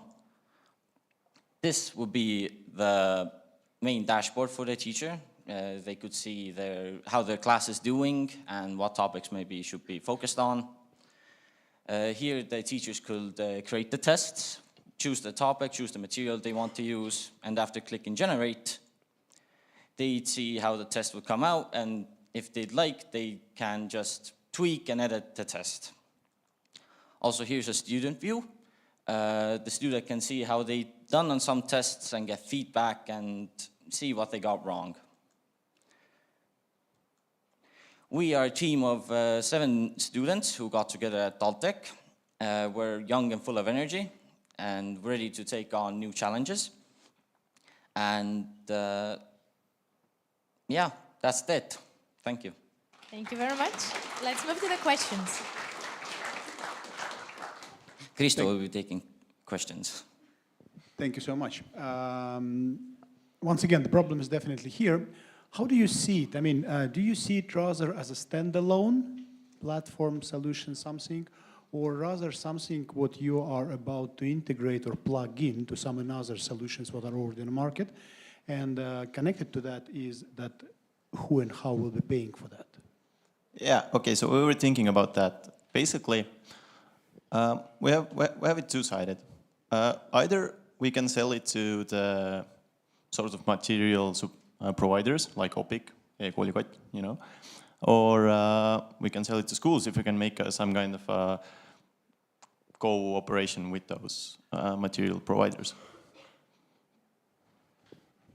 Evaluation is a tricky thing. You have to ensure that what you're measuring is validated, that the question you're asking in the test actually measures the learning outcome of what you're learning. So how is this side of the evaluation tool done in your tool? Okay, so that's, do you mean how the questions are made, basically? Is that what I'm getting? How do you ensure that when you ask a question to a test, that it actually measures the student's understanding in that topic or in that learning outcome? Yeah, okay, so the main idea is that the question creation and the answers would be like done automatically, so it would take time and work off of the teacher. The teacher still has to check the questions because AI isn't accurate, really. There's no fix for that, at least not right now, to my knowledge. So, yeah, that's basically that. The teacher has to check it. Could you still please a little bit elaborate? I mean, what role teacher play in all this process? Teacher, basically what we want to do is just automate making the tests, only the tests, for now at least. Teacher just needs to insert the material that he's teaching at that moment, and then the test will be made from that, from the database that we hope to get from either OpUp or other providers. Thank you. How much time does the teacher need to spend on the application? Hopefully it's just 3 clicks, choosing the topic and generate.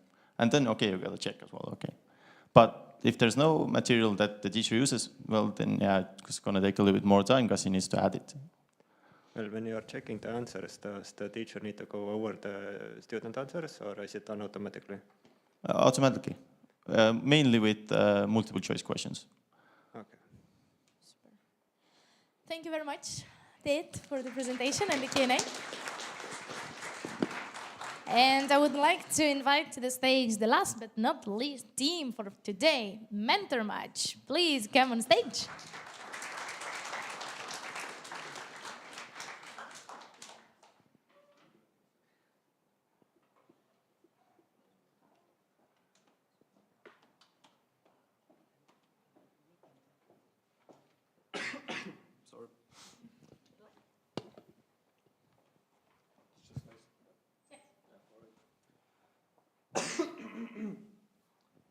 So, hello, my name is Indrek, and this is Mentor Match. So, who are we? We are a team of software developers and mixed with other people with specializations in entrepreneurship, also business. And what is mentorship? Mentor Match? What could it mean? Our idea is that nowadays there's a problem. I'm a first year student in Koolify programming, and I went there with an idea that it's a safe bet, I will get a future job. Then, as it turns out, as a junior engineer, it's almost impossible to get a job nowadays. And so here we have a solution for it. We decided to make a platform that would change it, that would allow to make a community for mentors to match with students that will be able to mend or like prepare the students for what the jobs actually want, so that they will be ready to get to the job. Or, I don't know. Yes, so here is our little like UI of the, doesn't matter. Obviously, so a little bit more in depth of the problem. The main thing is that they ask for experience, but how do junior students like me, such as myself, who's 19 years old, how do I get experience if I cannot get a job where they want it? That's the biggest problem. It's not that I don't have talent. It's usually the thing is that it's just without connections, it's usually impossible to start. So we figured out a solution. As I mentioned before, we built a web community where mentors can register from private contractors or from different companies such as TransferWise, Pipedrive, Koolify, and all that. And they can choose students to mentor, to mend them to be perfect for their company. Our team has over 30 years of entrepreneurship knowledge combined with businesses, all that stuff. 5 software engineers with multiple years of experience, experienced business analyst, and also a financial manager.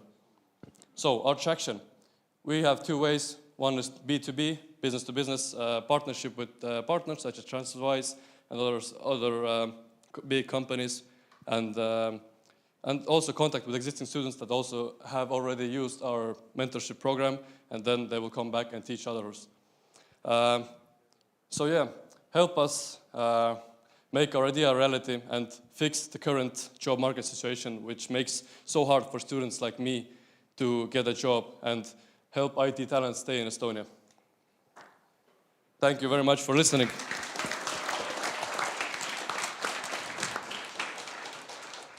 Here is also a little showcase of how our UI works while I answer the questions. Thank you. What I hear you saying is that you are in matchmaking in a certain sense. So you're putting together mentors and students, right? So the typical challenge of matchmaking is that in the beginning you don't have mentors and you don't have students as well. So in order to this model to start to work, you have to be, I mean, you have a lot of mentors and you have to have a lot of students. How would you like to overcome that? The thing is, I have friends who have the same issue as me. We have over 20 potential candidates who are interested in this project, who we have already pitched it. And we also have 2 mentors, who one is already a junior engineer in Pipedrive, who is ready to take on this task and start to be the first mentor. We ourselves don't do the matches, but it's like a student can apply for a mentor, or a mentor can choose the students like as he wishes. What if I say you that you need thousands of students and hundreds of mentors in order to make it happen? Yes, it's definitely a question of scaling, how we can make it bigger, and obviously it's just that at the beginning we have thought through the scaling process and how we will grow it larger. What is the difference in the existing system in vocational education? What is different in this time existing system? One difference is, as I mentioned, that vocational education doesn't quite prepare you for a job, because if I finish Koolify right now, the chances of me getting a job straight up with no additional education is slim to none, because the concurrence is so high, and there are senior developers who maybe have work experience compared to me, and the Pipedrive and other companies are much more likely to hire them instead of me. So basically you're targeting students who are struggling to land an internship.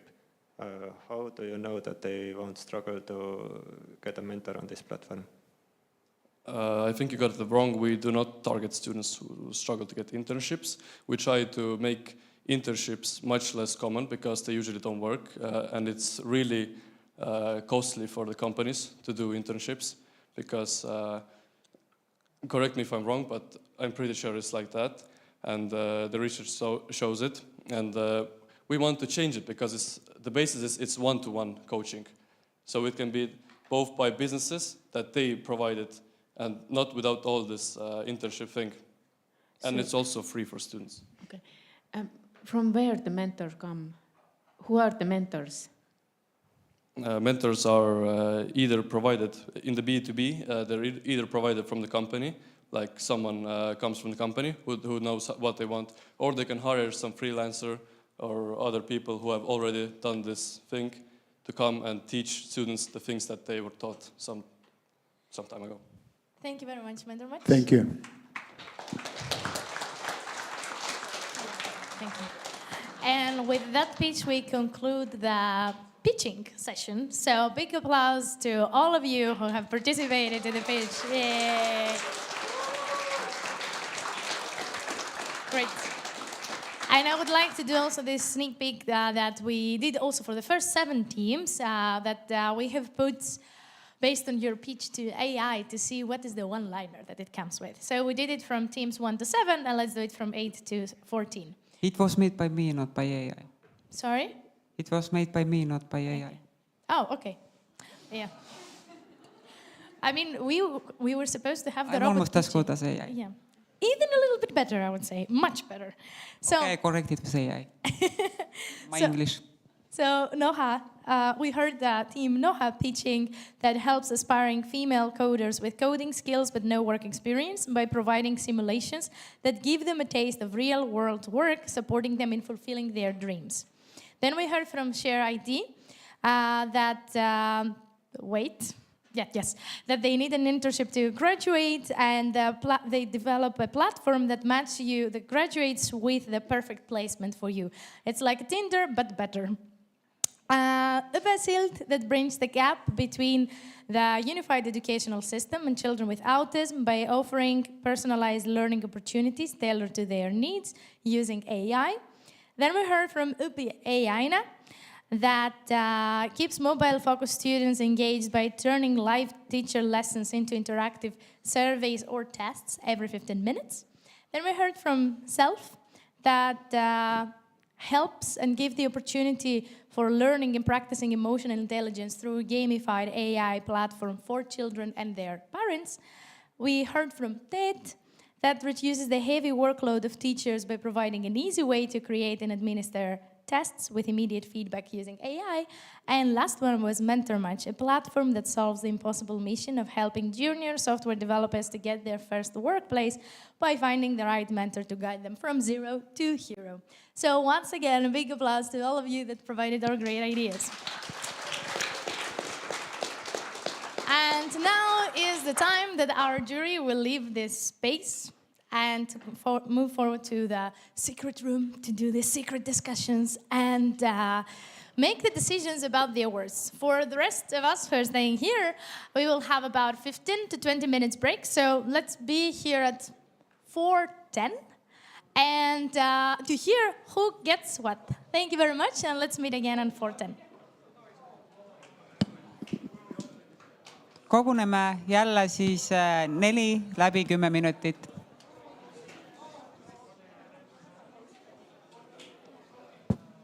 EdTech 2023.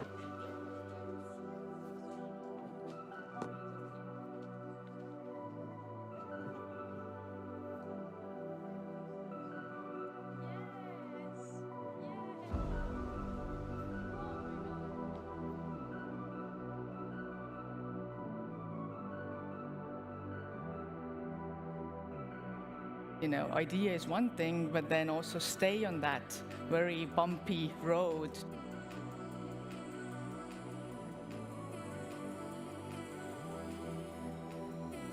EdTech 2023.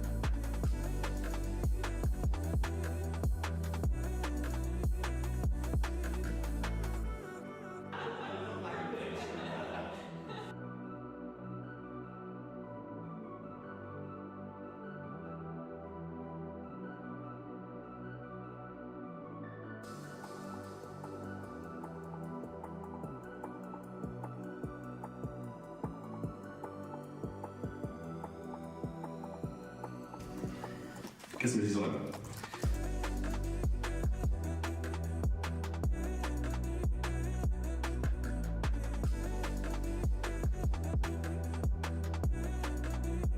Insane how much work you created to the jury members. Congratulations to all of you for doing such an amazing work here during the weekend.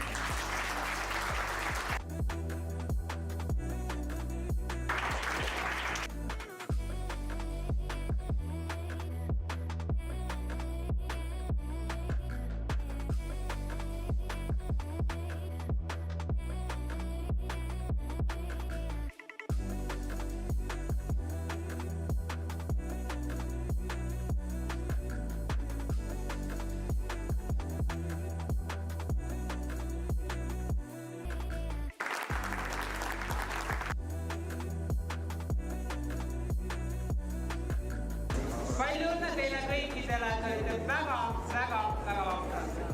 Ja nüüd palun Torgile. EdTech 2023.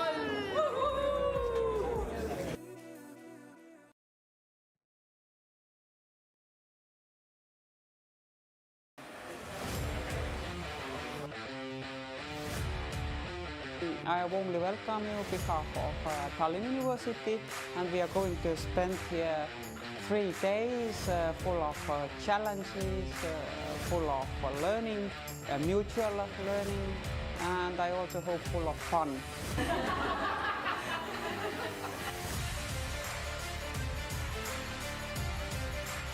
Reach down, and just let's do it.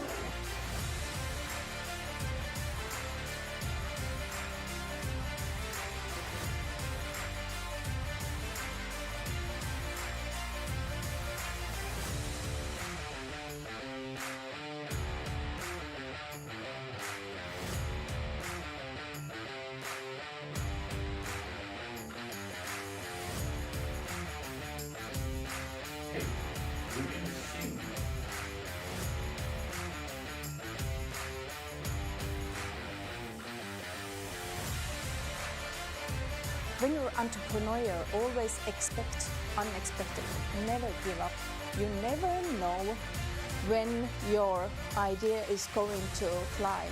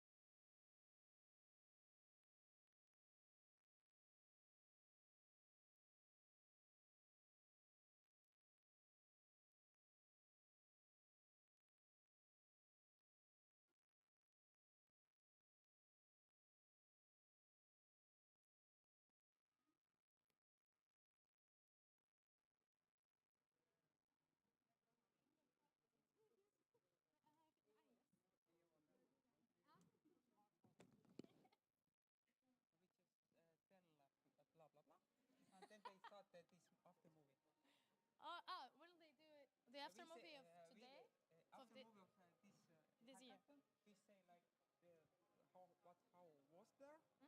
How was there, and then let's look at the movie, and then we will, these 2 minutes. All right. All right. I will call Oleg as well to say some few words, and then. Okay. Hello and welcome back. The jury has been working very hard, I would say, to come to a result and find the top 3, but also all the special prizes that are waiting for you.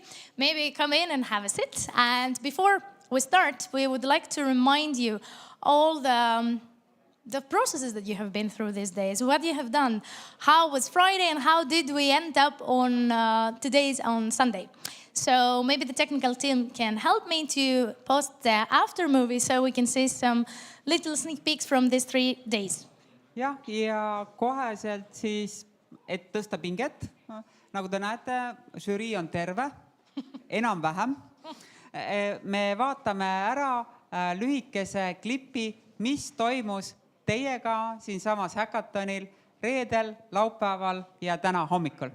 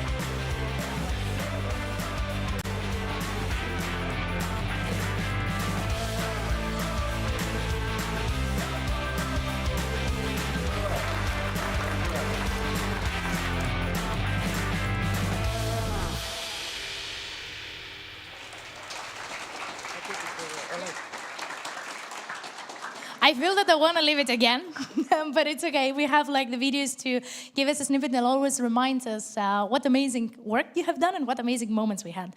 And I recall in the first day that all of our speakers were like, have fun, enjoy and innovate. And I'm super happy to actually see that in the whole video. But before we move to the award ceremony, I would like to ask the chair of the jury to share some insights of what happened in that room. Can you tell us a little bit?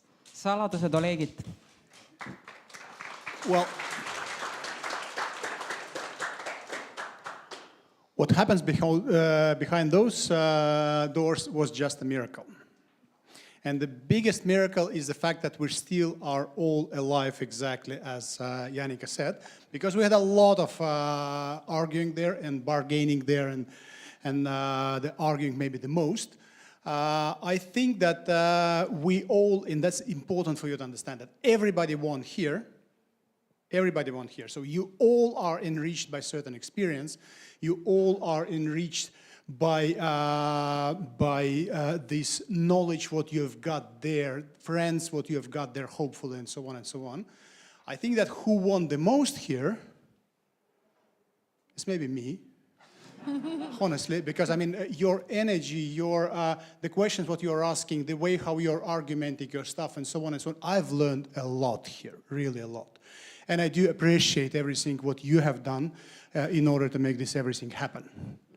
So thank you and big applause to yourself, first of all. Thank you very much, Oleg. And I have to confirm what he said. All of them are alive and they were very well maintained and have very nice discussions and a lot of efficiency, I would say, to support me, but also support all the team to make sure that the right teams are getting the right award. So how it will happen? We will start with the non-monetary awards and then we will move to the monetary awards with the top 3 as the 3 biggest prizes for the top 3 main teams of tonight. And I would like to start with the first non-monetary award that Taltech is providing, and for that I will call on stage Enrico Vompa.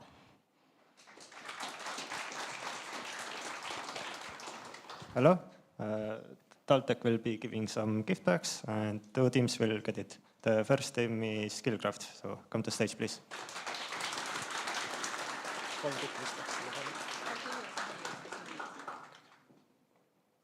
Okay, so.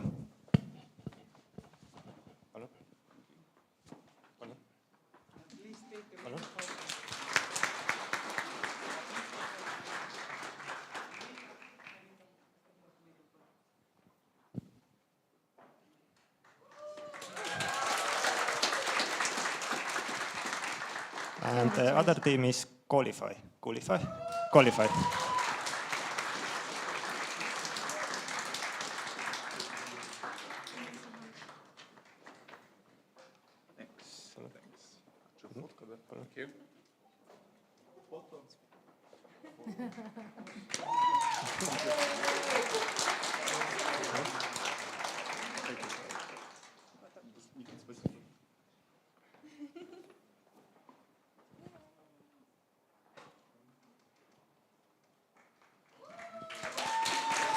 Thank you.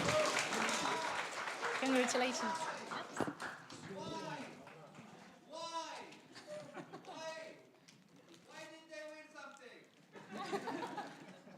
These are special prizes, special non-monetary prizes, because the sponsors were thinking that they are best at something. Maybe you can give the explanation. Yeah, so I just found them interesting, so nothing more to it. So that is what we do in Taltech, do what interests you, and yeah, stay curious. Thank you.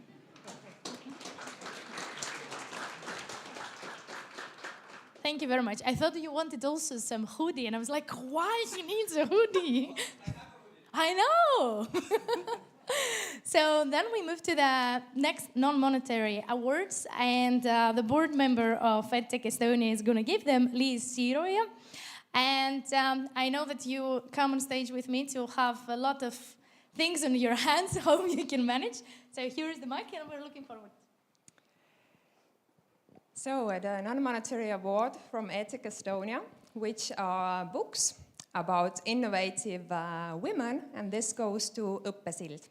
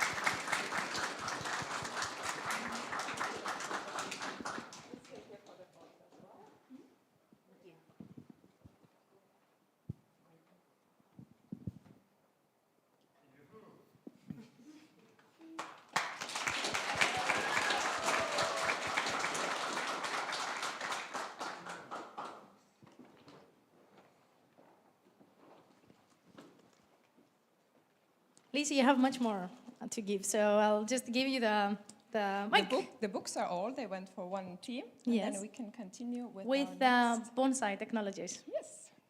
So who is taking you it? want me to take Yes, the whole stage? you're going to say all the non-monetary. All so. right, let me take my smart paper. So, you don't need to sit down actually, because the next prize from the Bonsai Technologies, which is a consultation from software architect for 16 hours, goes also to Õppesild.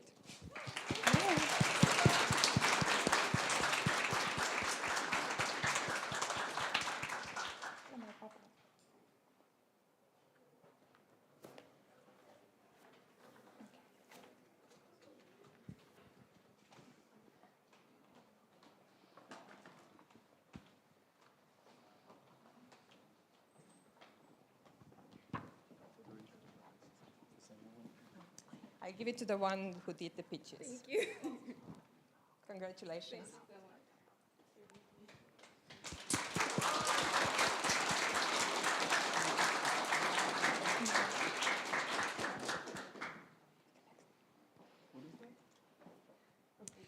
And we can continue with the next prize from Startup Day. And these are 4 tickets to the next Startup Day event, which is quite near. So also check it out in case you don't get the prize. And this prize goes to the Cyborg Bootcamp.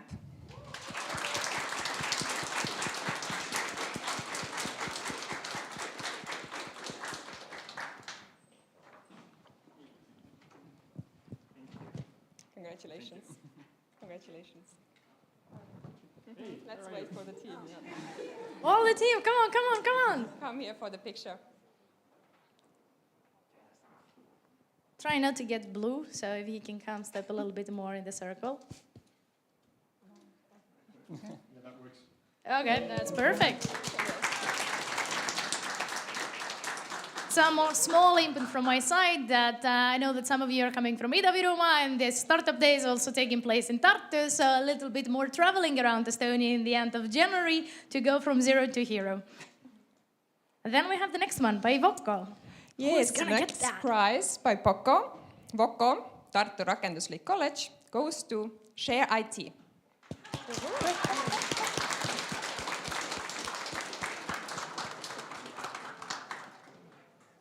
Who's going to give the prize?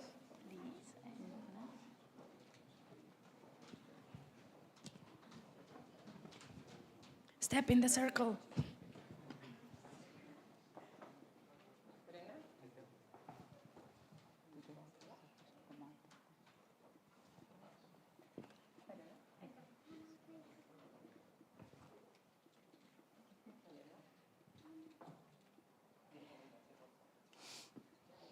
Ei saanut otsaauhinnat.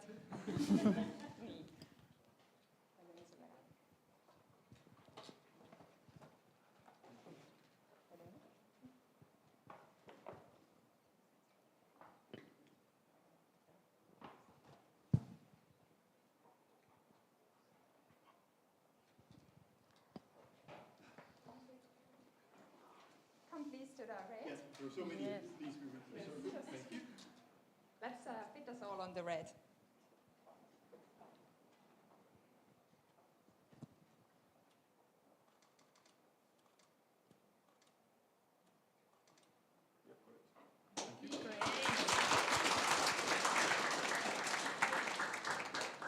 It's the silent moment of the picture, just a click, but it's all right. We need that to capture the moment. And then we have some more non-monetary prizes, Liz, right? We have some more prizes, yes. The next prize is from machine learners. This is a 6 months coding course to develop your application further. And this goes to 2 teams, and I will invite you separately. So the first team to get this opportunity to continue our application development with the course goes to Skillcraft.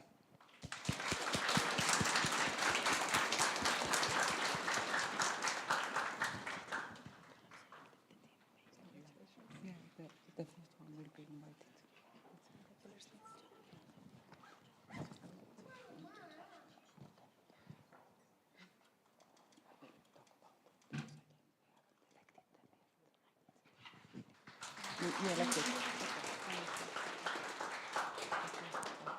And the second coding course from machine learners goes to Aina.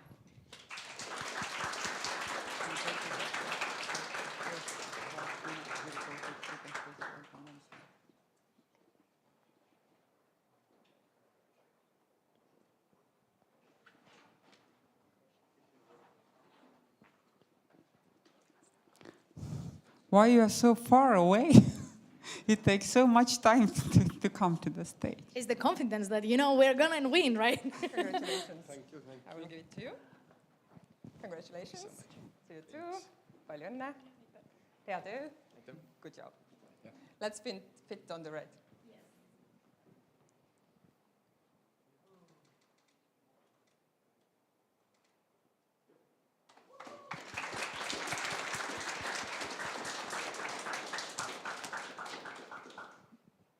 And then we have a prize from Astangu Kutserehabilitatsioonikeskus, and this goes to InternHub.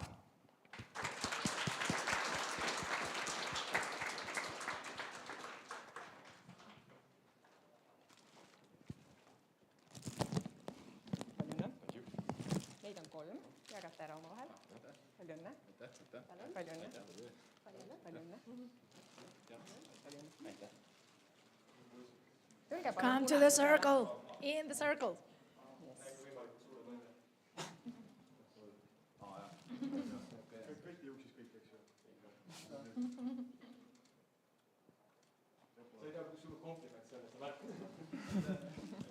Okay.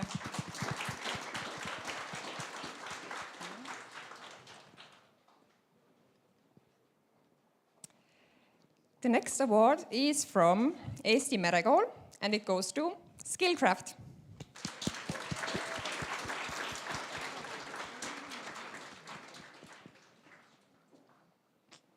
Congratulations once more.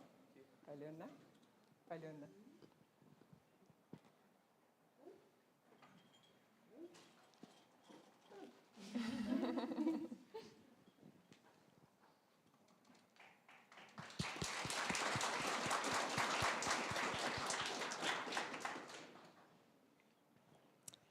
And now we have a prize from Milton, which is 6 hours of consultation on brand positioning and effective teamwork. And it goes to InternHub.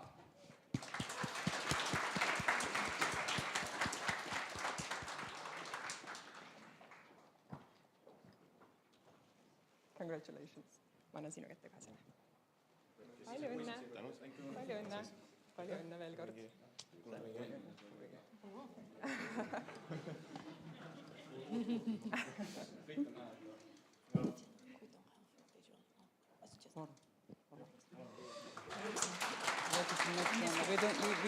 We just tell it. Okay.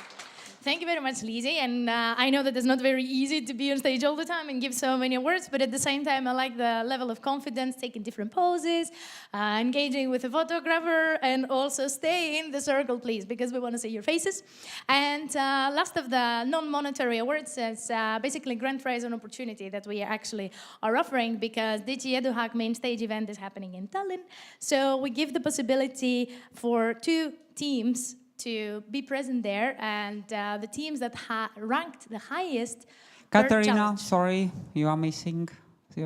It's not the point. I'm going to explain it if you may. Okay. Okay. Please. So actually, both of teams can be on the main stage event, but the winner, the first place winner, is going to share their experience on the open stage event that will be streamed to the whole Europe on Wednesday.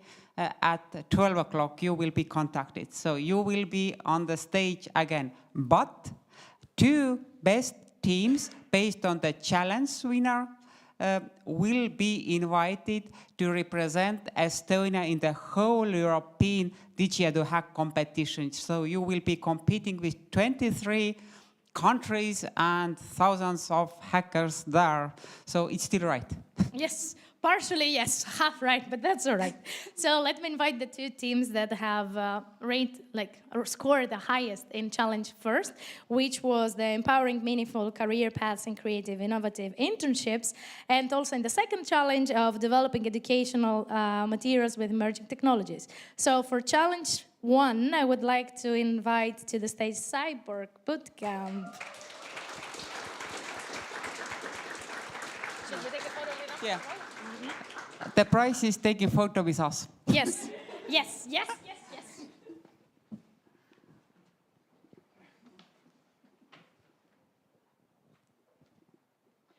In the circle, in the circle.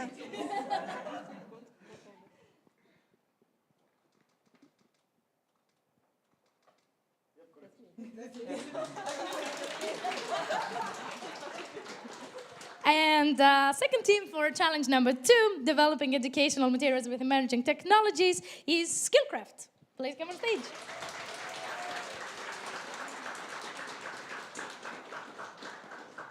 Congratulations. Congratulations. Congratulations.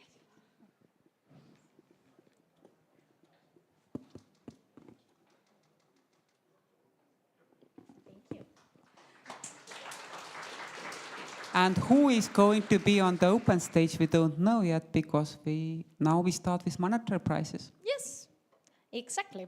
So now it's the juicy stuff, right? Who gets the cheese?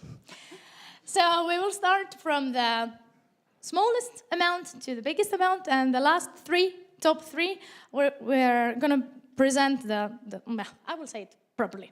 So we will have the 3 very high monetary prizes. We will start from the smallest to the biggest. So the one who gets the biggest prize is the winner as well of EdTech Hackathon in 2024. But we will start with the amount of 350 euros from Energia Avastuskeskus. And I would like to invite on stage Darja Saar to tell us a little bit and also announce the winner.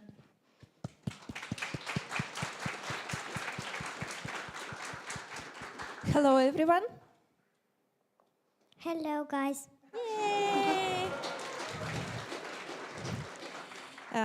Thank you very much for inviting and for this beautiful initiative. I think it's the most important one to create new innovations in education, because it's very late to start with universities, with vocational schools, secondary schools. Actually, everything starts here from kindergarten.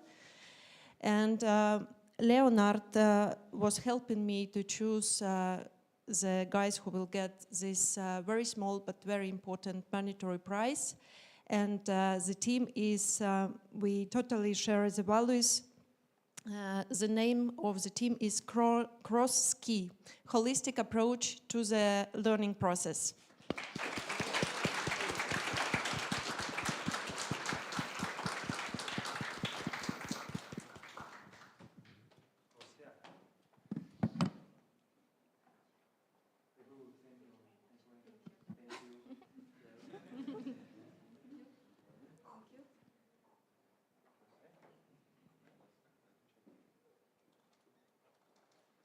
Show it to the world.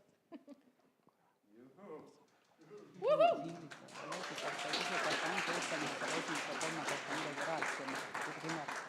Thank you very much, Darja, and Leonard as well, and for the amazing drawing. I mean, I would like to have also a word with children's drawings there as well. So the fund is start increasing, so we'll go to the 500 euros tickets by Tallinn University in the School of Educational Sciences, and I would like to invite on stage Meidi Sirk to give this award.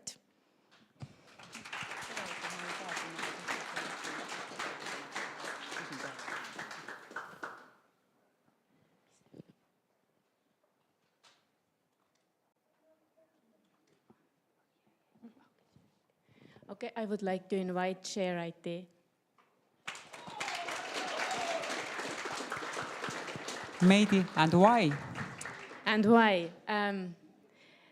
Their idea was, as I told, I really appreciate if the idea is connected to vocational education. This was, yeah.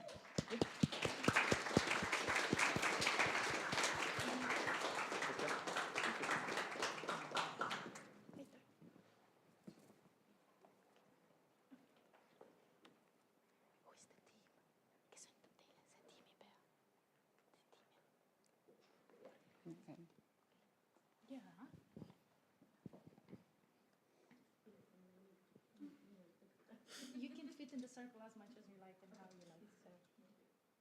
Everything's fine here, don't worry.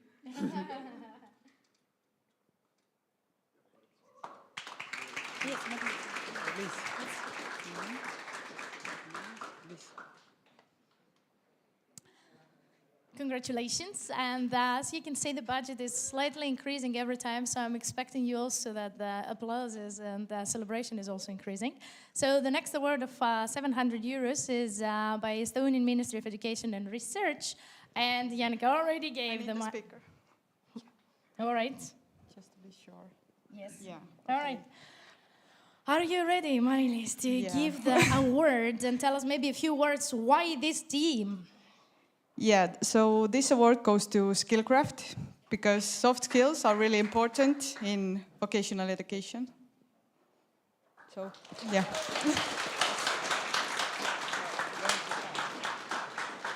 I think Liis has a Okay, so who's the team lead? for you. Okay. Congratulations.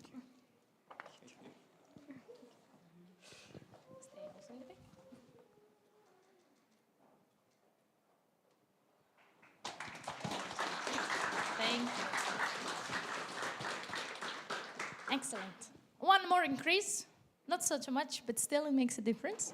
So I work by Tallinn Education Department, and I would like to invite on stage Tiiu Tobula to give this award.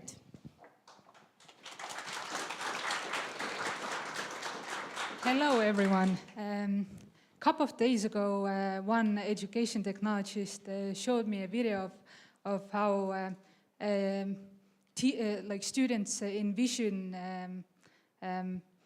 their life, and it was exactly like TED. So congratulations to TED.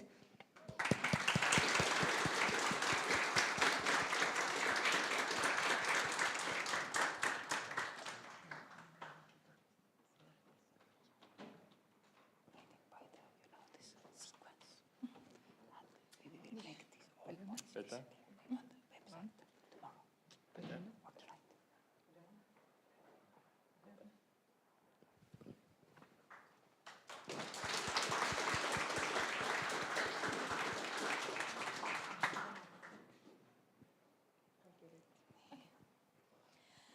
So we go to the top 3. So we start from the 3rd place, 1,000 euros by EdTech Estonia.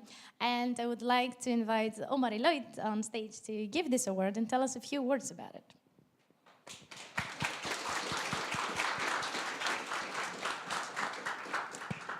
So the first reason is simple and clear. This team got the 3rd most points from the jury. On top of that, I would say that this team is worthy of this prize because accessibility is important and we should pay more attention to it. So the team is Õpisild. Please come here.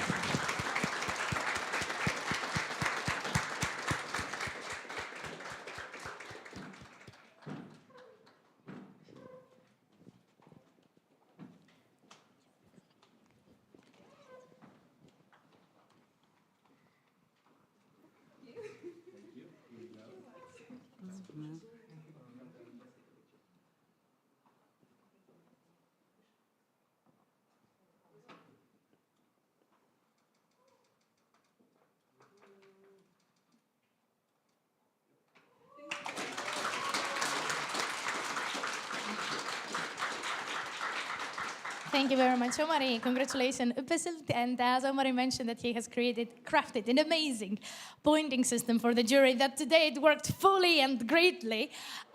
Just want to mention that basically the top 3 teams are based on the general scores that the jury provided. And the upcoming days, you're going to have also specific information about how much the score was for each team. So without further ado, let's go to higher budget, 2nd prize, and an award given by Tallinn University. So I would like to invite on stage again Meidi to give this award.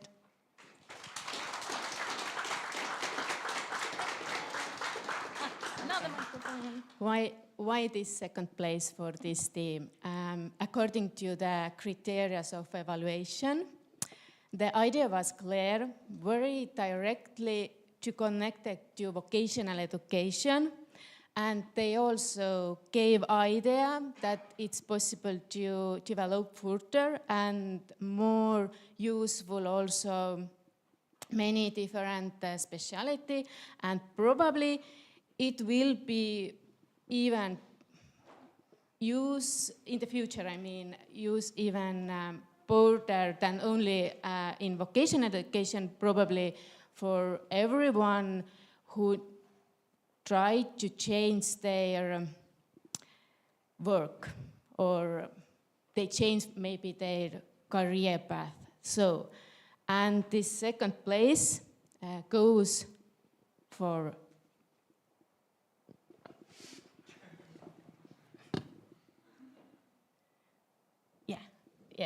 I wanted to be clear. Goes to InternHub by Foko.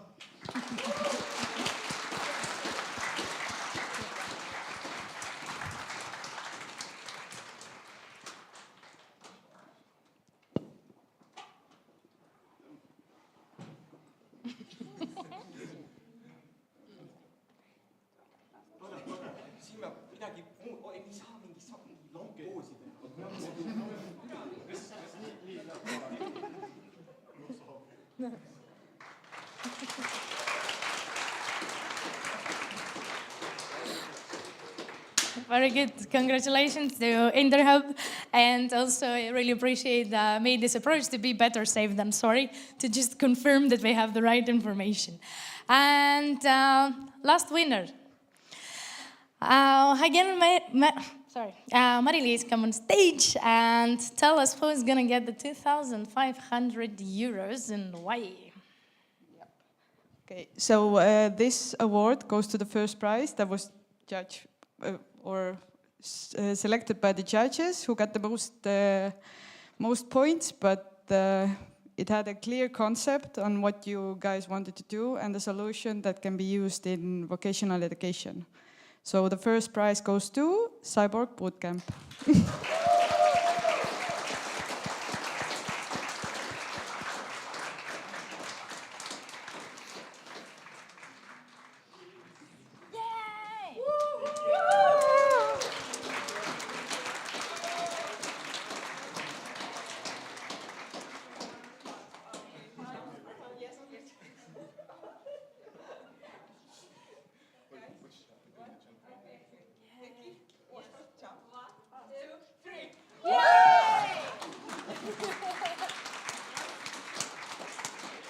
And guys, please pay attention that your team lead will present you on the open stage event on Wednesday, or someone who can come here. Responsibilities and tasks are for winners. You know what you can do, life. Congratulations once more, and big applause to all of you for all the great work that you have done and contributed to EdTech Estonia. And this is my moment for my final thank you notes that are many, because there have been many incredible people collaborating and making this thing come to life. First of all, thank you to all the partners with all the non-monetary awards, monetary awards, with their experts, with their resources, with their time that they contributed. So a big applause and thank you to all the partners.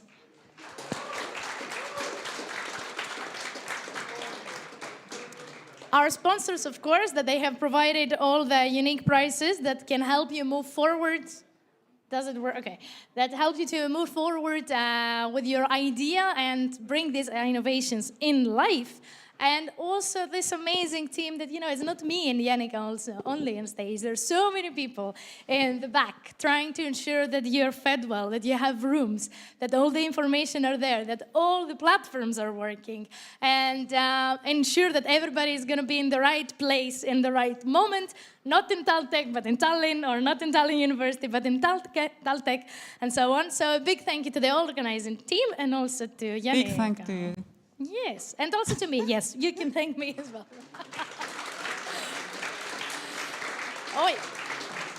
And of course, the technical team that make that after movie and the pictures and all the amazing after memories that we will have from this event. But we cannot thank enough our jury for this amazing contribution. So we would like to invite you on stage and give you some little kingitused. So let's start with Mari-Liis here. Let's invite them all of them, and then we can give them. Yes, please do. Palun, tulge. Congratulations, and thank you so much for being here. Maedi. Yeah, give it. Thank you so much.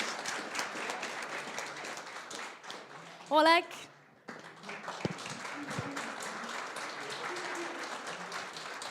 Thank you. Mari.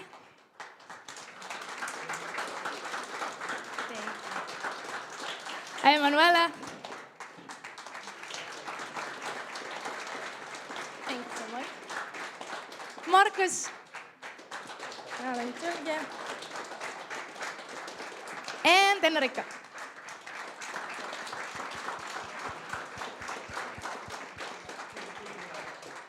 Without you, this wouldn't be possible. So heartfelt thank you for your hard work and for being here. So big applause and big picture. And I'm going to stay in the circle as well.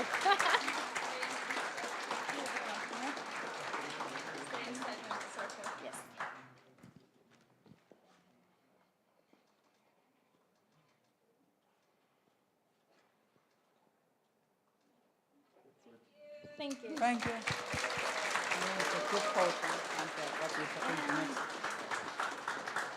So without any keeping you more online, and maybe you want to do other things in the Sunday evening, I wish that you will have a great cake as we're going to have after this event.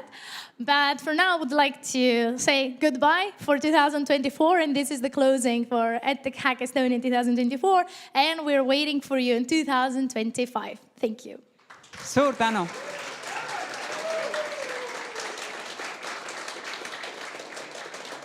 So, two Please things. don't leave. We are going to make a group photo on the stage. Please come here, everyone. And after group photo, we are going to have a closing in the Mare Atrium with a cake and music. And also, if you want to have a professional photos of your team, please come here. Here is the photographer to make as many photos as you like. Please come here and join us on the stage.